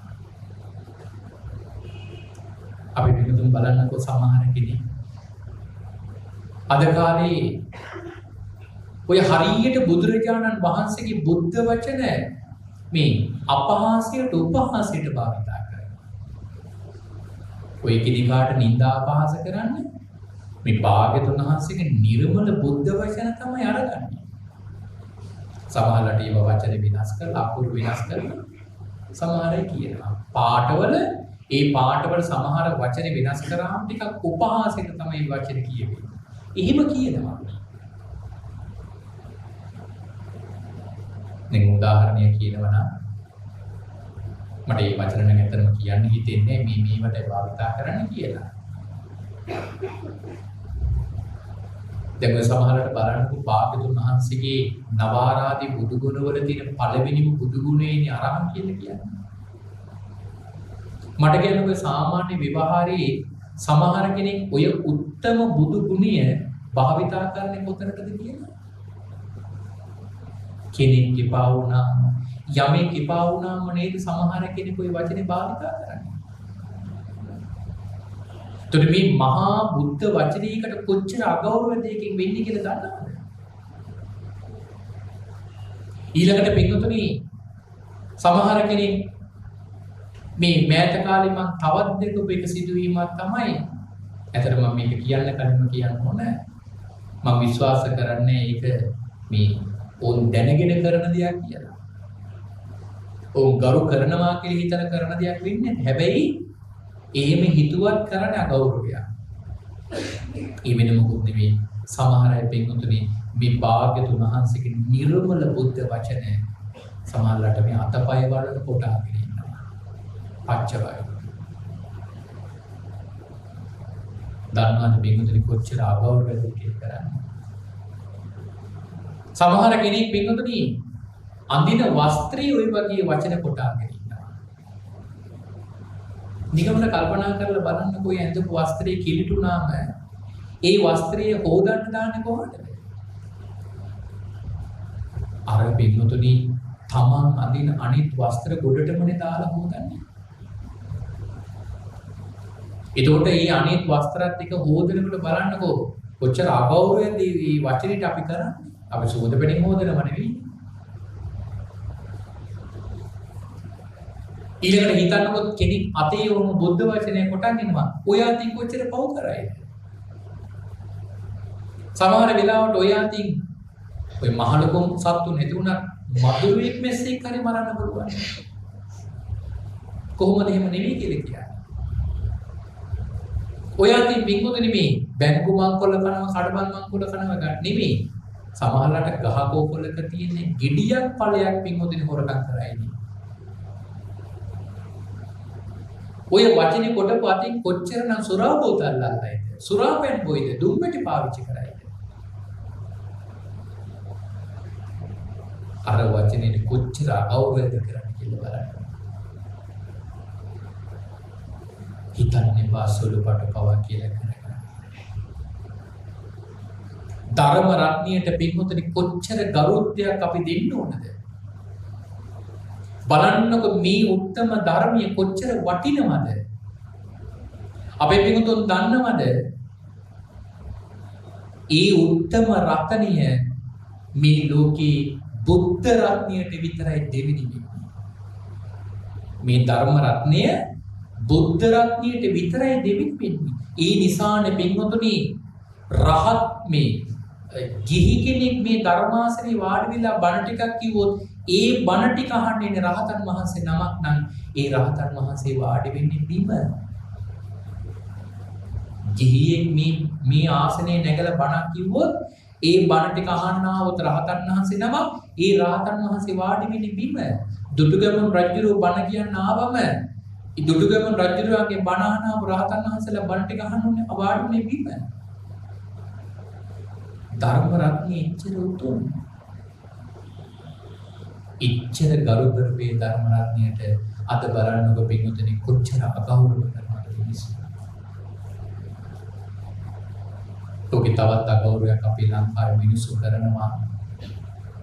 දැන් නම් ඒක සෑහෙන්නේ වැඩි කියලා වෙලාවකට හිතෙනවා. අපි පිටුතු බලන්නකො අද සමහර ලාවට මේ දේශකයන් වහන්සේ නමකගේ බණකට ආරාධනා කරපු ගම දන්නවා දහන ඊළඟ ප්‍රශ්නේ මොකද්ද කියලා. දේශනාවට ආරාධනාව කරලා දේශනාවට දින ටික නියම කරගෙන ඊළඟට අහන ප්‍රශ්න තමයි බණකට කීයක් ඔබ වහන්සේ අය කරනවා. සමහරවිට මට ඉබින්මුත්නි ආහන කොටත් ලැජ්ජයි. ඇගේ හිරිවැටල යනවා මේ මිනිස්සු මේ සසරට මොනතරම් පවද්ද මේ කරගන්නේ. බලන්න කාලේ උපාසිකාව කියනවා විශ්වයේ තියෙන සියලු රතනයන් එක කොටකට ගොඩ ගහවොත් මේ මම ඉන්න රතන එක පදයකට සමාන කරන්න බෑ කිව්වා. එක පදයක් ඊට වඩා වටිනවා. එච්චර වටින ඒ ධර්ම රතනිය බලන්න පද මේ පෞකාර මිනිස්සු මිලන්නියම කරන හැටි. හිතන්නේ පාසලු පටු පවක් වේ කරගන්න කියලා. ජීවිතේ කවදාවත් ඒ පව කරගන්න නම් හිතන්නවත් එපා. සමහර වෙලාවට සමාජය තුල බොහොම ව්‍යාජ කතාවක් මේ බොහෝ තැන්වල පැතිරිලා තියෙනවා. දේශකයන්න් වහන්සේලා ධර්ම දේශනාවන් වලට මේ මිල ගණන් නියම කරනවා කියලා. ඇත්තටම ඒ කාරණාව සම්බන්ධයෙන් මම මෙතන ලොකු අදහසක් ප්‍රකාශ කරන්න බලාපොරොත්තුවක් නෑ. මොකද සමහර තැන්වල ඒ වගේ සිදුවීම් තිබිලා තියෙන නිසා. හැබැයි බහුතරයක් ගත්තොත් එහෙම නෙමෙයි. ලංකාවේ පින්වතුනි බහුතරයක් දේශකයන් වහන්සේලා මතක තියාගන්න ප්‍රවාහන ගාස්තුවක්වත් ඉල්ලන්නේ නැහැ. කියන්නේ නැහැ. බොහොම සත්භාවයෙන් තමයි පින්වතුනි මේ ධර්මචාරිකාව වැඩම කරන්නේ. මොකද අපිට උන්වහන්සේලා මුණගේ නිසා උන්වහන්සේලා දන්නවා කියනවා උන්වහන්සේලා කොච්චර සත්භාවයෙන්ද කියන්නේ තමන්ට ලැබිච්ච මේ බුද්ධ ශාසනේ ශාසනික මෙහෙවරක් ඉටු කරනවා කියලා. මේ ජීවිතේ ලැබිච්ච මට මහා පිනක් කරගන්න ලැබිච්ච අවස්ථාවක් මම මේ කරගන්නවා කියලා තමයි උන්වහන්සේලා දිවාරය වෙනසන වල බණවලට වඩින්නේ. හැබැයි එහෙම ගත්තොත් 100කට එකක් විතර එහෙම ඉන්න පුළුවන් නැති නේ. ඉතින් ඒක මේ කාලේ බුදුරජාණන් වහන්සේ කාලෙත් හිටිය ඕන තරම්. හැබැයි මගේ අදහස තමයි මුළු සමාජයේම මේ ගොඩට දාලා පින්වතුනි ඒ ඇහිගේ දේශකයන් වහන්සේලා දිහා බලන්න එපා. අපි පින්වතුන් දන්නවද අපේ පින්වතුන් කොච්චර සාසනික විනාශයක්ද ඒ කරන්නේ කියලා? දැන් හිතන්නකෝ දේශකයන් වහන්සේ නමකට ආරාධනාව කරලා ওই ප්‍රශ්නේ අහනවා. මට කියනකො ඒ දේශකයන් වහන්සේ ඇත්තට මෙහෙම මුදල් අය කිරීමක් කරන්නේ නැහැ. නමුත් ඇහුවම කියන්න බැරිද? කියන්න පුරණ අහපු නිසා කිව්වේ කියලා. ඒතර මට කියන්නකො අනාගතේ මේ ශාසනයට පහළ වෙන මේ ශාසනය බාර ගන්න ඉන්න අපේ පොඩි හාමුදුරන් වහන්සේලාට අපි මොකද දෙන ආදර්ශය? අනාගතේ මේ ධර්මාසනයට වාඩි වෙන ඒ දේශකයන් වහන්සේලා මේ ධර්මාසනයට එන්නේ මේක ආදායම් මාර්ගයක් කරගෙන නෙමෙයිද? මට කියන්නකෝ ඒ වේදිකාව හදන්න දායක වෙන්නේ කවුද? දායක වෙන්නේ මම නම් චෝදනා කරන්නේ ගිහියෝ වෙච්ච ඔයලා. ගිහියන් තමයි පින්වතුනි වේදිකාව හදන්න දෙන්නේ. කවදාවත් පින්වතුනි කහන්න එපා. අපි පින්වතුනි මේකත් අහගන්න. මොණියම් වූ ධර්ම දේශකයන් වහන්සේ නම හිතන්නකො පින්වතුනි ඇත්තට මෙහිම යෝජනාවක් කරා කියලා. ඒ දේශකයන් වහන්සේ තමන්ට කොච්චර වැදගත් වුණත් ඒ දේශකයන් වහන්සේ වැඩම වීම තුලින් කොයිතරම් පිරිස බණ අහන්න ආවත් කවදාවත් පින්වතුනි අපරාධ නම් කරන්න බෑ. ඒ මුදල් දීලා ධර්ම දේශකයන් වහන්සේලා වඩම්මන්න එපා. මොකද තමුණුත් කරගන්නේ පාපය. ඒ පාපයේ සුළුපටුනේ ඒ විතරක් නෙවෙයි ශාසනයටත් කරන්න විශාල විනාශයක්. මිල ගණන් නියම කරපු ගමන් අපේ පින්වතුන්ගේ දේශනාව අවලංගු කරලා දාන්න. භාග්‍යතුන් වහන්සේගේ මේ උතුම් ධර්මයේ පින්වතුනි මිල කරන්න පුළුවන් තරමේ භාණ්ඩයක් බවට පත් කරන්න එපා. මේ විශ්වයේ තියෙන සියලුම රන් රිදී මුතුමැණික් ගෙනත් දුන්නා භාග්‍යතුන් වහන්සේගේ මේක බණ පදයකට පින්වතුනි වටිනකමක් දෙන්න බෑ. එවන් අමිල වූ ධර්මයකට පින්වතුනි මිල නියම කරන්න තරම් පෞකාරයෙක් බවට පත් වෙන්න එපා මේ බුද්ධෝත්පාද කාලේ.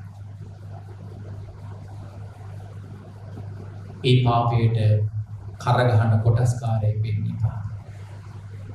මම නම් ඇත්තටම කල්පනා කරන්නේ අපි කොහොමද පින්වතුනි දායකයන්ගෙන් බණ කියන්න මුදල් ඉල්ලන්නේ?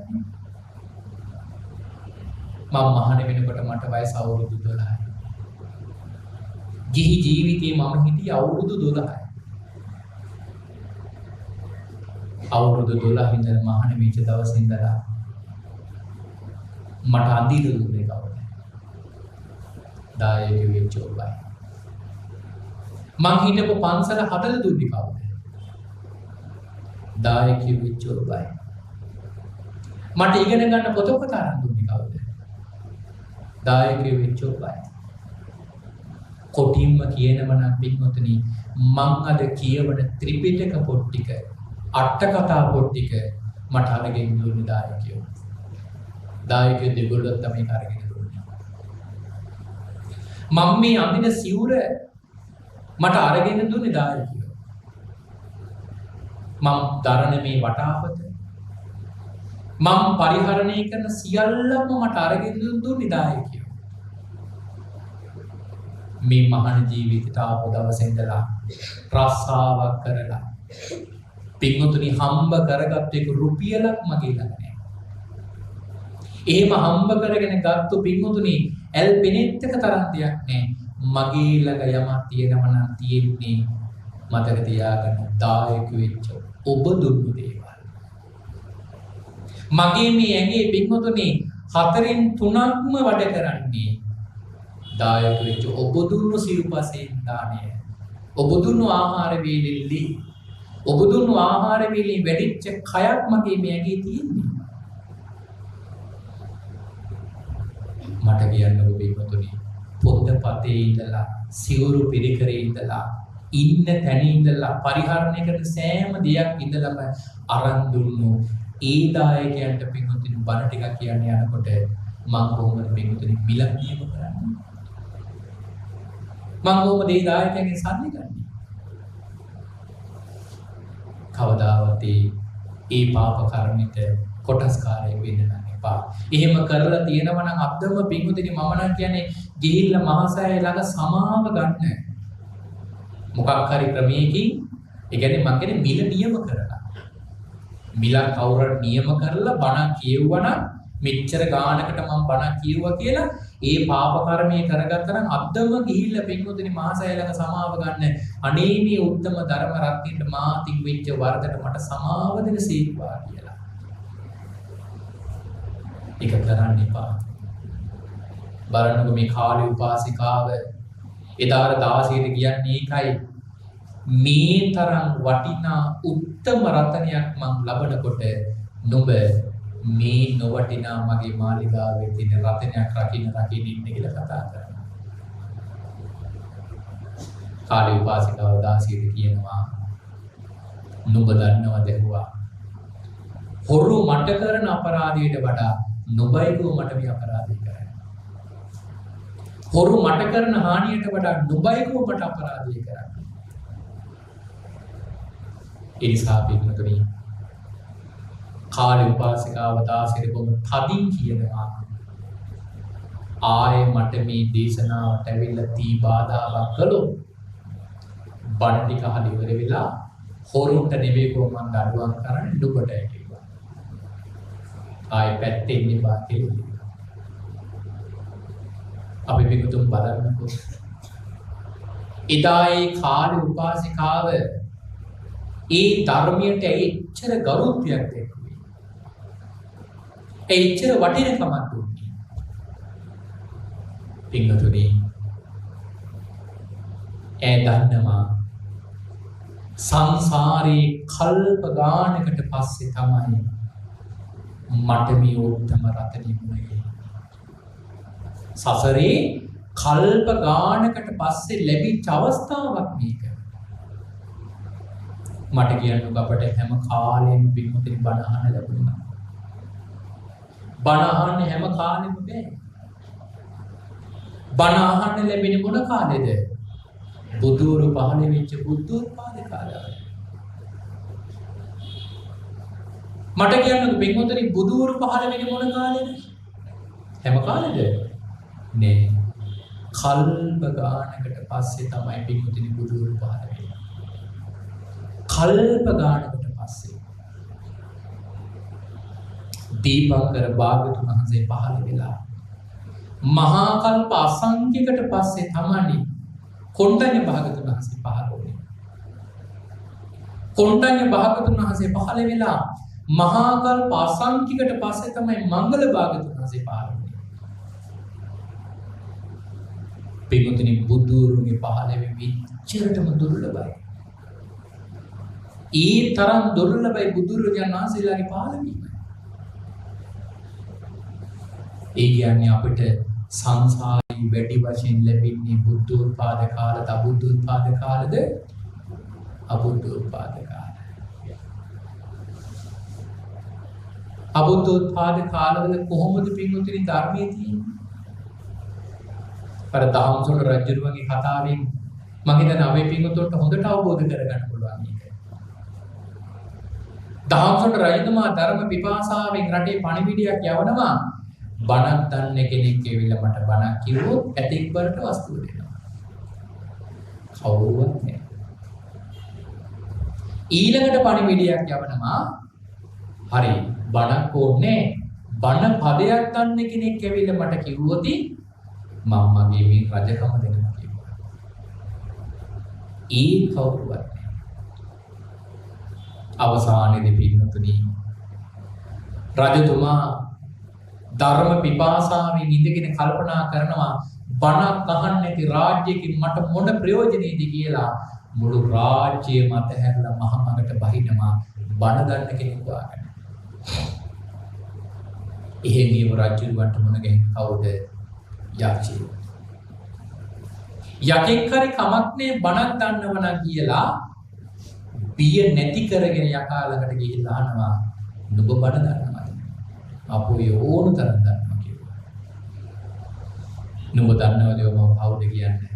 මම තමයි මේ රටේ රජු. මම මේ රාජ සැප සම්පත් අතහැරලා ආවේ ධර්ම විපාසාවෙන් කිව්වා. අනේ මට පුළුවන් නම් බර ටිකක් කියන්න කියලා.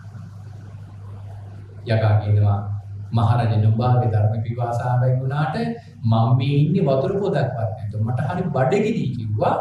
මට කන්න මොනවද දෙන්න කියලා. රජුගේ විනති මාලිගාවේ කියන මට දෙන්න දීපල හොර දේවල් තිබුණා.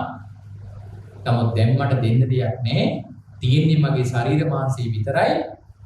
පුළුවන් නම් මට බණ කියන්නකෝ බණ ටික අහලා උරුණ මම මගේ ශරීරය දෙන්නම් කිව්වා.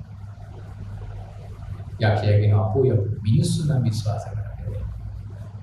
මේ දෙනවා කියනවා ආයෙ බෑ කියනවා. කිව්ව වචනේ මතකයි. මං ඉතින් බණ ටික කිව්වෙන් පස්සේ දෙන්න බෑ කිව්වා. මහරජා නුඹේ කාර්ය කරගෙන යාවේ. මං ඉපේ මහන්සි වෙන්නේ. ඒ නිසා මට බෑ කො ඉස්සලා කන්න දෙන්න කිව්වා. අජිරෝ කියනවා ඉතින් මාව කැම් බනහන්නේ කවුද? හරියට අපි දෙන්නගෙම වැඩ හිටු වෙන වැඩක් කියන්නම්කෝ. කියලා පර්වතයක් පෙන්නලා කියනවා මම මේ පර්වත මුදුරට ගිහිල්ලා නුඹේ කටට පනින්න නුඹ මට බණපදයක් කියන්න මම මේ බණපදය අහගෙනම නුඹට ආහාරයක් දෙන්නම්. එහෙම කිව්ව රජුලෝ පින්තුනේ අර මහා පර්වතයේ මුදුරට ගිහිල්ලා අර යක්ෂයාගේ කටට පැනලා මොකටද? ධර්ම විපාසාවේ. අද උදේ ඉඳලා රෑ වෙනකන් රෑ ඉඳලා ඉලි වෙනකන් පින්වතුනි මිනිත්තුවෙන් මිනිත්තුවට මිනිත්තු 5න් 5ට විනාඩි 30ට පැයෙන් පැයට පැය 3-4න් 3-4ට රෑක් එළි වෙනකන් පුරාවට බණ ඇහුනට මතක තියාගන්න තව වැඩි කල මේක තියෙන්නේ නෑ. තව වැඩි කල මේක තියෙන්නේ නෑ. තව අවුරුදු 2500 ගණනකින් පස්සේදී ක්‍රමානුකූලව පින්වතුනි මේක අවසන් වෙලා යනවා. ආයි ළඟට එළෙන්නේ තව අන්තර කල්පයක්ම පින්වතුනි බුද්ධ ශූන්‍යයි. අන්තර කල්පයක්ම පින්වතුනි අබුද්ධෝත්පාද කාලයක් එන්නේ. ඊළඟට තමයි මෙත්තේය භාගතුන් වහන්සේ මුනිගේ. කමක් නැහැ ඉතින් මෙත්තේය භාගතුන් වහන්සේ මුනිගේ එදාට අපි බණ ටිකක් අහනවා කියලා සමහරව ඉතින් මේ කාලෙට කරන්න තියෙන වැඩපළ ටික කර ඉන්නවා. මට කියන්නකො මෙත්තේය භාගතුන් වහන්සේ අපට වුණේ. මගේ නම් දැඩි විශ්වාසයක් තියෙනවා. දැන් නම් ලංකාවේ ඉපදිච්ච හුඟක් දෙනෙකුට නම් මෙත්තේය භාගතුන් වහන්සේ වුණේ එකක් නෑ කියලා. ඒක මේ මගේ අනුමානයක්. ධර්මයේ තියෙන එකක් කිව්ව නෙවෙයි. මට හිතීච්ච දෙයක් මම මේ කියන්නේ. ඒ නිසා වරදින්න පුළුවන්. ඒ ධර්ම දෙයක් කියන්නේ. මම අර කලින් කිව්වනේ ධර්ම රත්නයට අගෞරව කරන අය. ඒ වගේම තමයි මිනිස්සු බුද්ධ රත්නයටත් අගෞරව කරනවා. භාග්‍යවතුන් වහන්සේව සේවනය කරන්න ලැබුණම සමහර කෙනෙක් භාග්‍යවතුන් වහන්සේව අසිහියෙන් සේවනය කරනවා. සමහර වෙලාවට භාග්‍යවතුන් වහන්සේ වැඩ ඉන්න තැන තමන්ගේ කායික හැසිරීම තමන් පාවිච්චි කරන වචන බුද්ධ රත්නයට අගෞරව වෙන විදිහට තමයි භාවිත කරන්නේ. සමහරෙක් හිතන සිතුවිලි පවා පිටුතුන අගෞරවයෙන් තමයි භාවිත කරන්නේ. අද කාලේ බලනකොට මේ සෑය වලට කොච්චර නිඳා පහස කරනවද? බුදුරජාණන් වහන්සේට තියෙන බුද්ධ පූජාවට කොච්චර නිඳා පහස කරනවද? හිතනවද පින්වතුනි සුළුපට පව කියලා? අඩු ගානේ පින්වතුනි වුණා මේ Facebook වල එහෙම දකින්නකොට පින්වතුනි අනුමෝදන් වෙන්නවත් වචනයක් කියන්න එපා. සෑයක් හදනකොට ඒ හදන සෑය දිහා දැකලා සාදුකාරයක් දෙනව හැරෙන්න පින්වතුනි වචනයක් කියන්න එපා. මොකද ඕවා මතක තියාගන්න ඔය කතා කරන්නේ මේ පරිසරයට තියෙන ආදරයටවත් ස්වභාව දහමට තියෙන ආදරයටවත් කැක්කුම්ටවත් කියනෙව නෙවෙයි. ඔය මායාවේ ගැටේට අහු වෙන්න එපා. මොකද ඕවා මේ මායාගේ උගුල් ඒ උගුල් වලට අහු වෙච්ච අය තමයි පින්වතුනි ඔය දොස්නගනක තැන් වල එක එක ලියලිය කියන්නේ. පරිසර ගැන, කඳු ගැන, ගස් ගැන මොන තරම් පින්වතුනි රස කතා ලියනවද? ගුණ කතා ලියනවද? හැබැයි ඉතින් මට තියෙන ප්‍රශ්න තමයි චෛත්‍යයක් හදනකොට විනාශ වෙන පරිසරය හෝටලයක් හදද්දිද පින්වතුනි පේන්නේ? කවුරුවත් දැකලා තියෙනවද පින්වතුනි හෝටලයක ඡායාරූප ටිකක් දාලා ඔහොම ප්‍රසිද්ධ කරනවා මේ මිනිස්සු වල පරිසරය විනාශ කරනවා කියලා. මට කියන්නේ ඔය කැලවල ඔය කඳු වල චෛත්‍යද වැඩිපුරම තියෙන හෝටල්ද? මුළු කඳු පන්තියටම සුදු පාට පින්වතුනි බබරන එක චෛත්‍යයක් තියේවි. හැබැයි බලන හැම තැන්වලම හෝටල් නෙවෙයි තියෙන්නේ. ඒතකොට හුඟක් අයට පින්වතුනි කැක්කුම තියෙනට 100කට එකක් විතර හදපු චෛත්‍යය. ඒතකොට ඒකෙම තේරෙනව නේද? ඕකට තියෙන මේ පරිසරය ගැන කැක්කුමක් තියෙන්නේ. මම කියන්නේ නෑ මේ හෝටල් හදන එකත් වරදක් කියන එක නෙවෙයි මම කියන්නේ. මම කියන්නේ මේ චෝදනා නගන එක පිළිබඳව. කවදාවත් ඒවට දොස් නම් කියන්න එපා. මොකද ඒ කරන්නේ බුදුරජාණන් වහන්සේ වෙනුවෙන්. භාග්‍යවතුන් වහන්සේ වෙනුවෙන් කරන්නේ. ඒකට දොස් නගන්න එපා. ඔය විදියට පින්වතුනි බුදුරජාණන් වහන්සේට කොච්චර අපේ සමාජයේ දොස් නගනවද? කොයිතරම් නින්දා පහස කරනවද? ඔය බලන්නකො පින්වතුනි මෑත කාලේ අර කැරළි පන්සලේ සිදුවෙච්ච සිදුවීමක් අල්ලගෙන මගේ පුද්ගලයන් සම්බන්ධයෙන් නෙවෙයි බලන්නකො කැරළි පන්සලට කොච්චර නින්දා කරනවද? සුළුපටු පව් නෙවෙයි පින්වතුනි කරගන්නේ. භාග්‍යවතුන් වහන්සේට ඔය නින්දාව කරන්නේ. අපි පින්වතුන් දන්නවද බුද්ධ රත්නයට ඔය කරන නින්දාව කොච්චර භයානකයිද කියලා කිව්වොත් පින්වතුනි බුදුරජාණන් වහන්සේ කෙරෙහි කය වචනින් කරන කියන දේවල් නෙමෙයි අංශු මාත්‍රයක් වැරදි සිටුවිල්ලක් උපදවන කෙනාට ලැබෙන විපාකේ කොච්චර භයානකයිද? ඔය අපේ ධර්මයේ තියෙනවා විපස්සී භාග්‍යතුන් වහන්සේගේ කාලේ ජෝතික කියලා සිටුවරේ විපස්සී භාග්‍යතුන් වහන්සේට මෙණික් වලින් බුදු කුටියක් හදලා පූජා කරනවා. කුටිය හදන්නේ සම්පූර්ණයෙන් මෙණික් වලින්. මේ පූජාව කරන දවසේ භාග්‍යතුන් වහන්සේ මේක පිළිගන්නේදී කුටිය හදලා තියෙන්නේ මෙණික් වලින්. භාග්‍යතුන් වහන්සේ බාරගන්නේ නෑ ඒතර. මොකද ඒතර ශ්‍රාවකයන් වහන්සේ නමක් එකට හේතුව කියනවා දැන් කුටියම මෙණික්නේ. දැන් ওই මෙණික් කුටියේ ඇවිල්ලා මෙණික් හොරු අරගෙන යන්න බැරිද? පුළුවන්. නිකමඩ හිතන්නකෝ ඔය හොරු අරගෙන යනකොට බුදුරජාණන් වහන්සේ ඇහින් දැක්කත් ගිහින් නතර කරයි. සතර මහා නිදානයක් අතහැරලා භාග්‍යවතුන් වහන්සේට මොන මෙණික් රකින්නද? මුළු කුටියම ගලවන් ගියත් පින්වතුනි උන්වහන්සේ ඉර්ධියක්වත් පාන්නේ නොක රකින්නේ. නමුත් යම් දවසක අර සිටුතුමා ඇවිල්ලා ඔය කුටිය දැක්කොත් ඒ කුටියේ මෙණික් කඩු වෙලා තියෙද්දී සිටුතුමාට මෙහිම හිතුණා මම මෙච්චර දුක් මහන්සි වෙලා මෙච්චර වියදම් කරලා මෙච්චර මහා ශ්‍රමයක් දක්වලා හදපු කුටිය ඇයි බුදුරජාණන් වහන්සේට රැක ගන්නවත් බැරි වුණේ අඩු ගන්න ඉර්ධියක්වත් පාලා කියලා. නිකමට හරි එහෙම හිතුණොත් දන්නවද සිටුතුමා ඊළඟ ජීවිතය අවීචයට යනවා. දැන් මේ මොන සිටුතුමාද අවීචයට යන්නේ? මෙණික් වලින් කුටියක් හදලා පූජාවක් කරපු සිටුවරේ. ඒතර මට කියන්නකෝ පින්වතුනි ඊතරම් මහ පූජාවක් කරපු කෙනෙක් වුණත් බුද්ධ රත්නයේ කෙරෙහි අංශු මාත්‍රයක් හෝ වැරදි සිතක් උපදවද්දී අවීචයට යනවා නම් මට කියන්නකෝ මෙණිකක්වත් පූජා කරපු නැති මේ අය මේ බුද්ධ රත්නයට කරන නිന്ദා අපහාස වලට කොහේ ගිහින් නතර වෙයිද? කල්ප ගානකින්වත් ගොඩේ නිකන් නැති වෙන්නේ. ඊළඟට ධර්ම රත්නයටත් ওই වගේමයි. මම අර කිව්වනේ ධර්ම රත්නයට තුඟාක් අය බින්දුතරි නිඳා කරනවා, පහස කරනවා. ওই මිලගන නියම කරන එකත් කරන අපරාධයක්. අපේ පිටුතුන් දන්නවද ওই විදියට බුද්ධ රත්නයට, ධර්ම රත්නයට, සංඝ රත්නයට නිඳා අපහාස කරාම ඒකේ නම් මරණින් මත්තේ කොහෙද යන්නේ? මරණින් මත්තේ යන්නේ අවීචියට.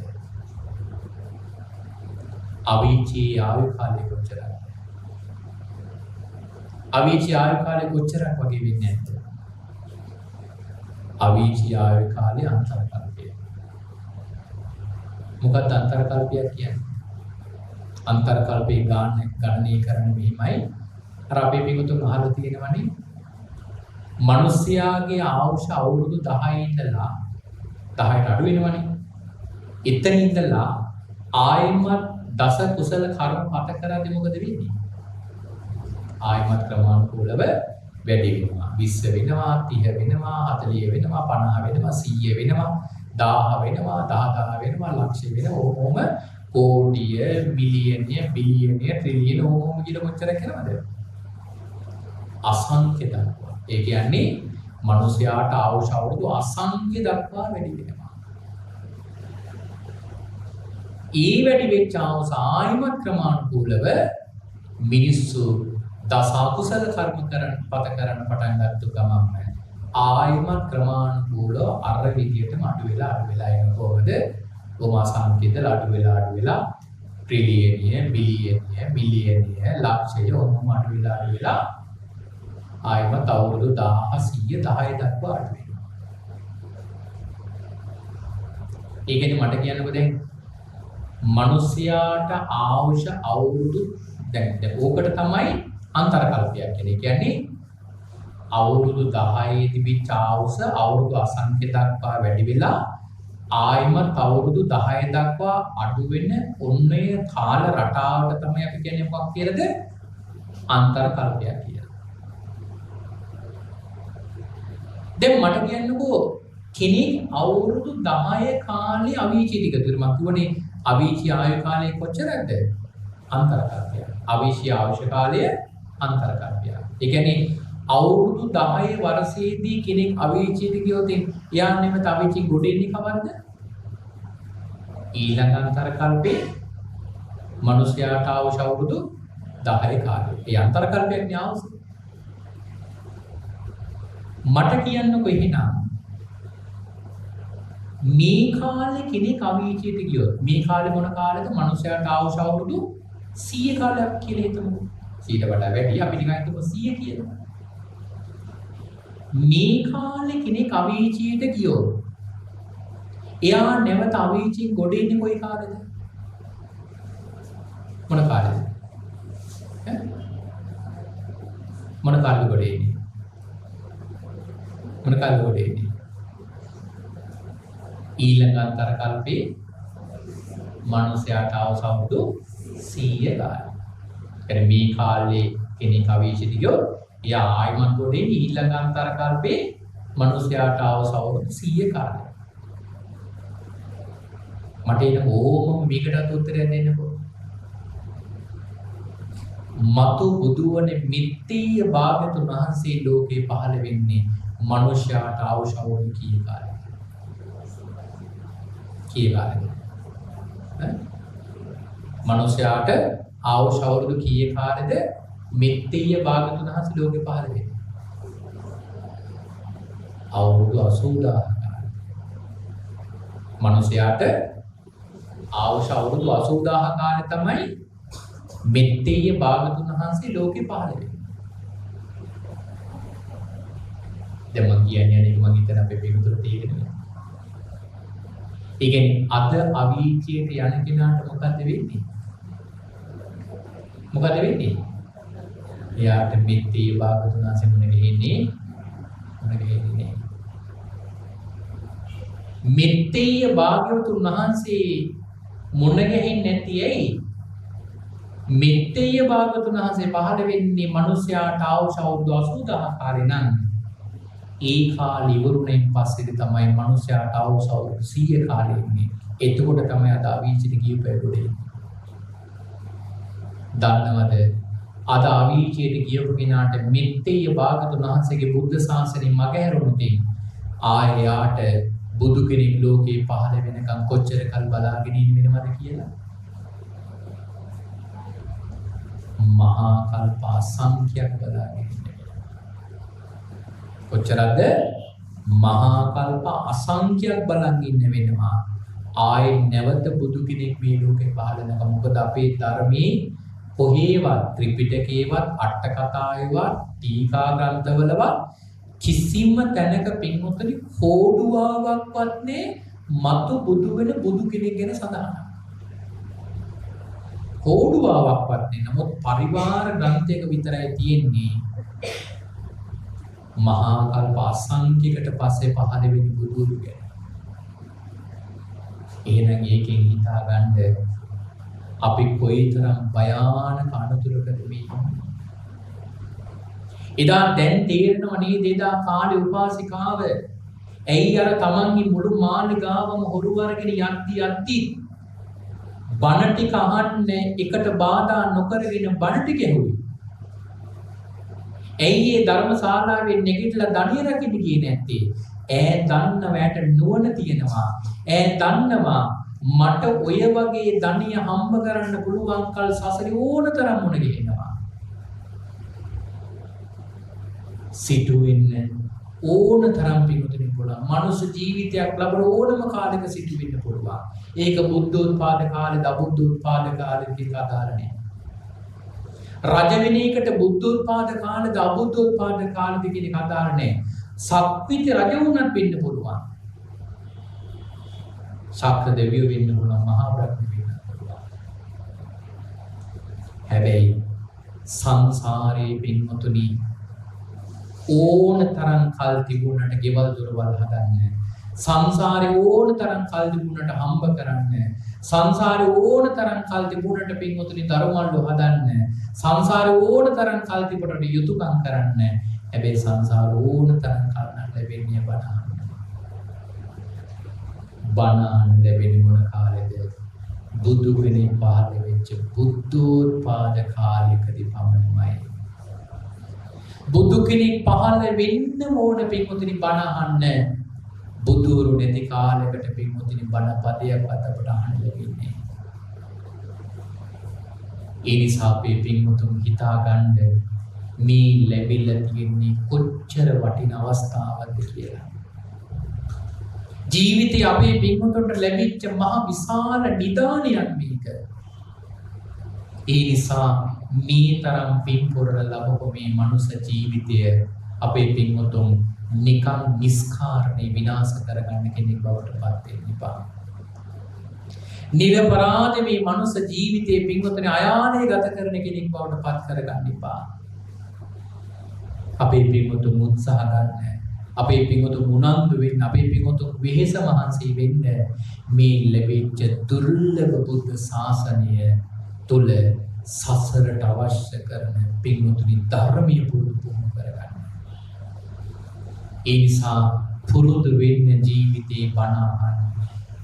පුරුදු වෙන්නේ ධර්මාබෝධය කරගෙන ධර්මීය ජීවිතය තුළ බද්ධ කරගන්න. පුරුදු වෙන්න අපේ පින්වතුන් බුද්ධෝපස්ථාන කරන්න. මතක තියාගන්න එළඹෙන මහා කල්ප අසංඛ්‍ය තුළ අපේ පින්වතුන්ට ආයිමත් ධාතුන් වහන්සේ නමක් ඔය S2කට දැක ගන්න බැරි වෙයි. ඔය මහා කල්ප අසංඛ්‍ය පුරාවටම අපේ පින්වතුන්ට පින්වතුනි අඩුම තරමේ චෛත්‍යයක්වත් දැක ගන්න බැරි වෙයි. අඩුම තරමේ බුදු පිළිමයක්වත් දැක ගන්න බැරි වෙයි. ඔය මහා කල්ප අසංඛ්‍ය පුරාවටම බුද්ධ කියන වචනයක්වත් අහගන්න ලැබෙන එකක් නෑ. මහා කල්ප අසංඛ්‍ය පුරාවටම අපේ පින්වතුන්ට බණ පදයක් තබා ධම්ම කියන වචනයවත් අහගන්න ලැබෙන්නේ නෑ. ඔය මහා කල්ප අසංඛ්‍ය පුරාවටම සංඝ රත්නයක් දකින්නවා තබා සංඝ කියන වචනයවත් අපේ පින්වතුන්ට අහගන්න ලැබෙන එකක් නැති වෙයි. ඒ සාවුදින් හිතා ගන්න මේ සංසාරේ අපට දීර්ඝ කාලයකට පස්සේ ලැබිච්ච හොඳම අවස්ථාවක් තමයි මේක. හැබැයි මේ අවස්ථාව අතපසු කරගත්තොත් මතක තියාගන්න ආයේ සංසාරේ උගා කාලයක් ඔබට මට ඉන්න වෙනවා. අනේ කවුරුද කරගෙන මේ ලැබිලා තියෙන මේ උත්තම අවස්ථාවෙන් අපේ පිටුතුන් පුළුවන් තරම් වෙහෙස මහන්සි වෙලා සසරට අවශ්‍ය කරන මග වියදම් ටික අපේ පිටුතුන් සම්පාදනය කරගන්න අපේ පිටුතුන් උනන්දු වෙන උත්සාහවන්ත වෙන්න. ආන් එහෙම උනන්දු වෙන උත්සාහවන්ත වෙන ශ්‍රාවක පිරිසක් බවට පත්වන්න මේ සද්ධර්ම දේශනාව ශ්‍රවණය කරපු පින්වත් ඔබ හැම දිනාටම ශක්තිය ධෛර්යය සැලසේවා කියන ප්‍රාර්ථනාවෙන් අපි මේ දේශනාව නිමාවට පත් කරනවා. හොඳයි එවනම් අද දවසේ පුරා පැය දෙකකට ආසන්න කාලයක් අපේ පින්වතුන් බොහෝම හොඳින් නිසල්මනේ වැඩ ඉඳගෙන මේ උතුම් වූ ධර්ම දේශනාව ශ්‍රවණය කරන්නට යෙදුණා. ඉතින් බොහෝ වයෝවෘද්ධ භාවයෙන් වැඩ හිටියත් අපේ ගෞරවනීය නායක හාමුදුරන් වහන්සේ බොහොම හොඳින් මේ සද්ධර්ම දේශනාවට අනුකම්පාවෙන්ම ආශිර්වාදයක් වෙමින් මේ ස්ථානයේ වැඩ හිටියා. ඉතින් අපි පළමුවෙන්ම උන්වහන්සේටත් අපි ආශිර්වාදය කරමු. බොහෝ වයෝවෘද්ධ භාවයෙන් වැඩ ඉඳගෙන උනත් අද මේ දේශනාව සඳහා සම්බන්ධ වෙච්ච අපේ ගෞරවනීය නායක මාහිමිපාණන් වහන්සේට අපි ආශිර්වාදය කරනවා.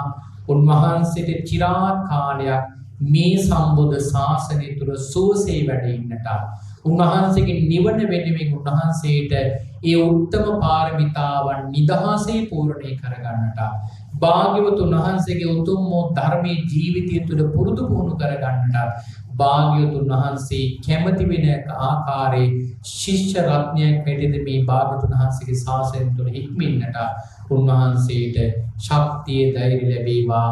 අපිත් අපේ මහාන ජීවිතේ රැස් කරගත්තු සියලුම පින් කුසල් උන්වහන්සේට සාදු සිතින් අනුමෝදන් වේවා කියලා අපි පින් අනුමෝදන් කරමු.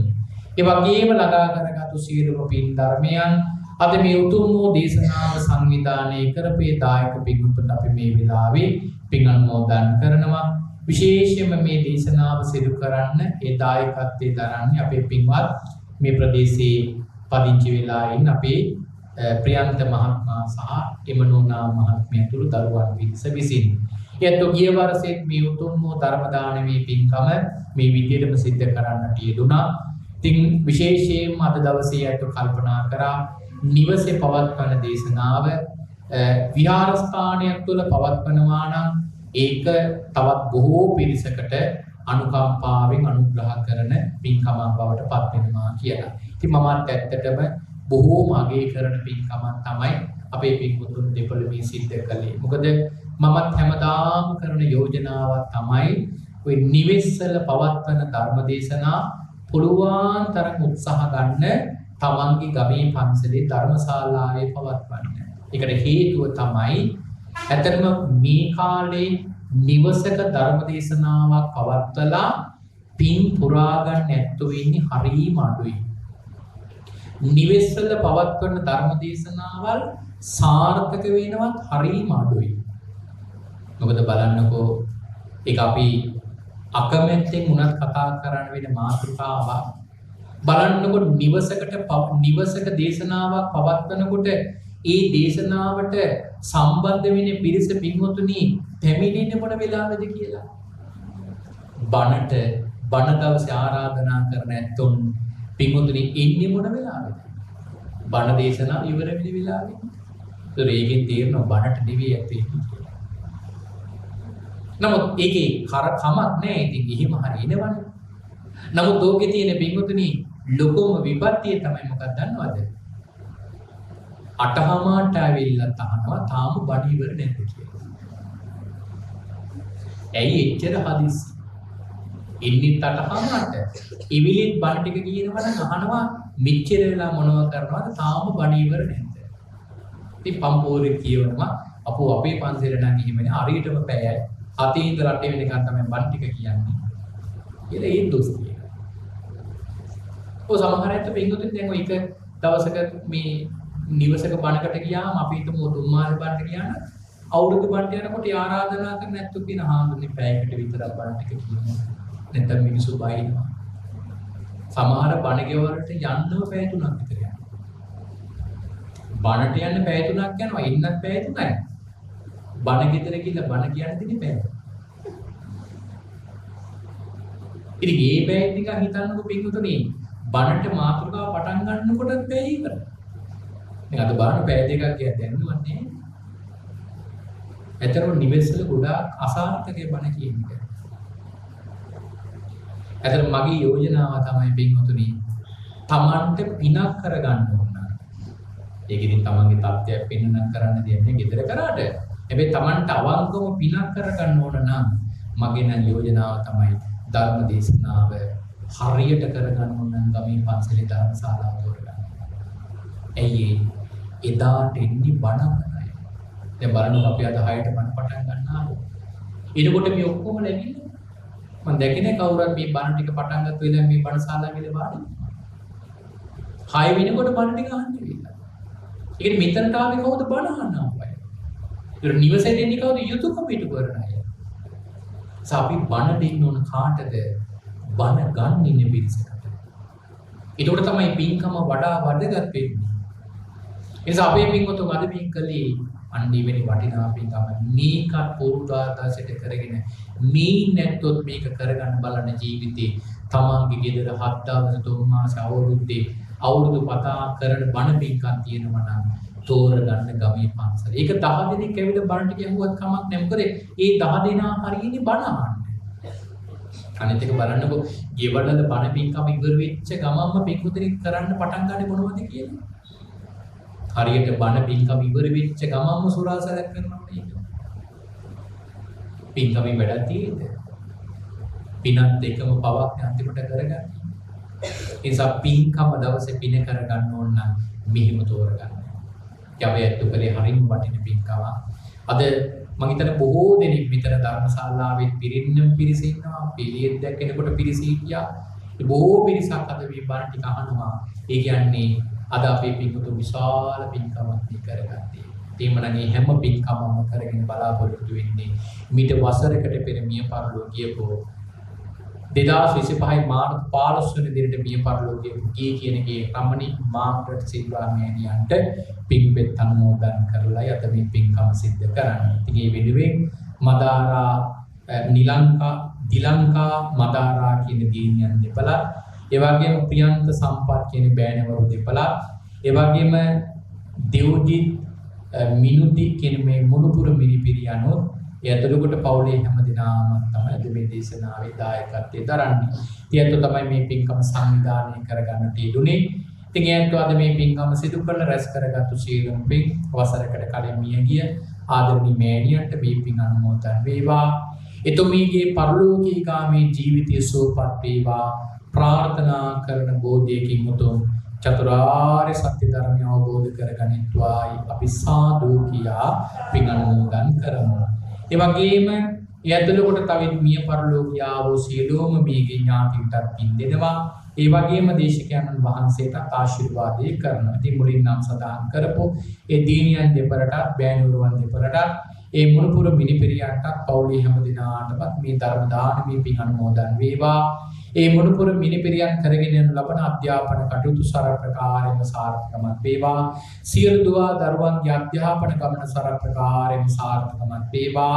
ඒ වගේම විශේෂයෙන් මේ හැම දිනාගේම සියලු ව්‍යාපාර කටයුතු විරිහිදාම් කටයුතු සියල්ල සර ප්‍රකාරයෙන්ම සාර්ථකමත් වේවා.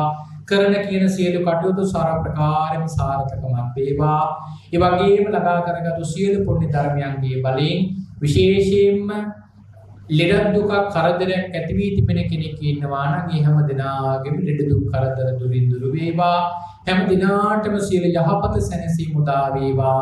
අවසානයේ ඔබ අප හැම දිනාටම කෙටිම කාලයකින් පහසුම ආකාරයෙන් සුඛ සහගත ප්‍රතිපදාවෙන් උතුම් වූ චතුරාර්ය සත්‍ය ධර්මය අවබෝධ කරගන්න මේ උදාර කුසලානිසංස ධර්මය පාරමී ධර්මයක්ම වේවායි සාදු සාදු සාදු කියා ප්‍රාර්ථනා කරගමු. ආකාසට්ටා චුම්මට්ටා දීවානාගා මහින්దికා පුඤ්ඤන්තං අනුමෝදිත්වා චිරන් රක්ඛන්තු සම්මා සම්බුද්ධ ශාසනං චිරන් රක්ඛන්තු සම්මා සම්බුද්ධ දේශනං චිරන් රක්ඛන්තු සම්මා සම්බුද්ධ ශාසනං.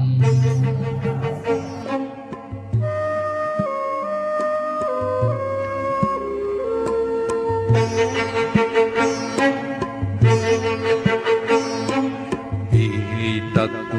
නැති සරණක් නැති සතුටක් ඇති මුහුණක් නැති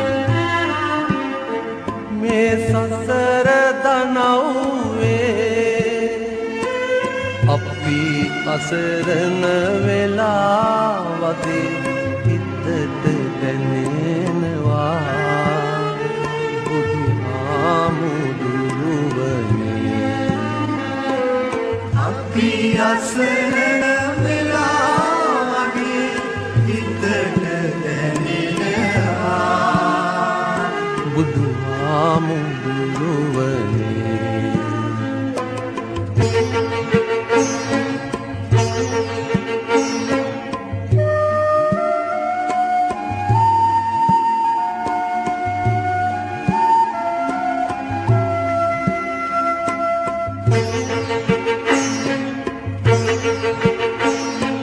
අබලක් නැති ඔරුවක් ඇති මිනිසුන් වෙති වෙරලක් නැති මේ සසර දනව්වේ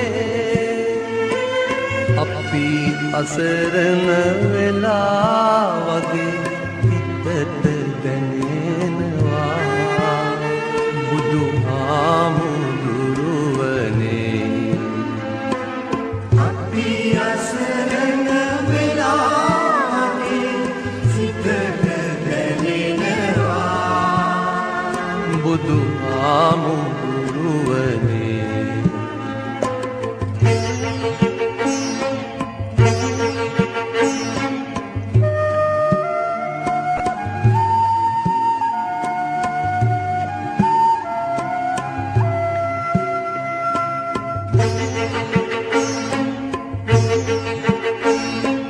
නිවනක් ඇති ගෙදරක් නැති ගමනක් වෙති බෙරසක් නැති මේ සසර දනව්වේ අපි අසරණ වෙලා වගේ හිතට දැනෙනවා බුදුහාමුදුරුවනේ අපි අසරණ වෙලා වගේ සිතට දැනෙනවා බුදුහාමුදුරුවනේ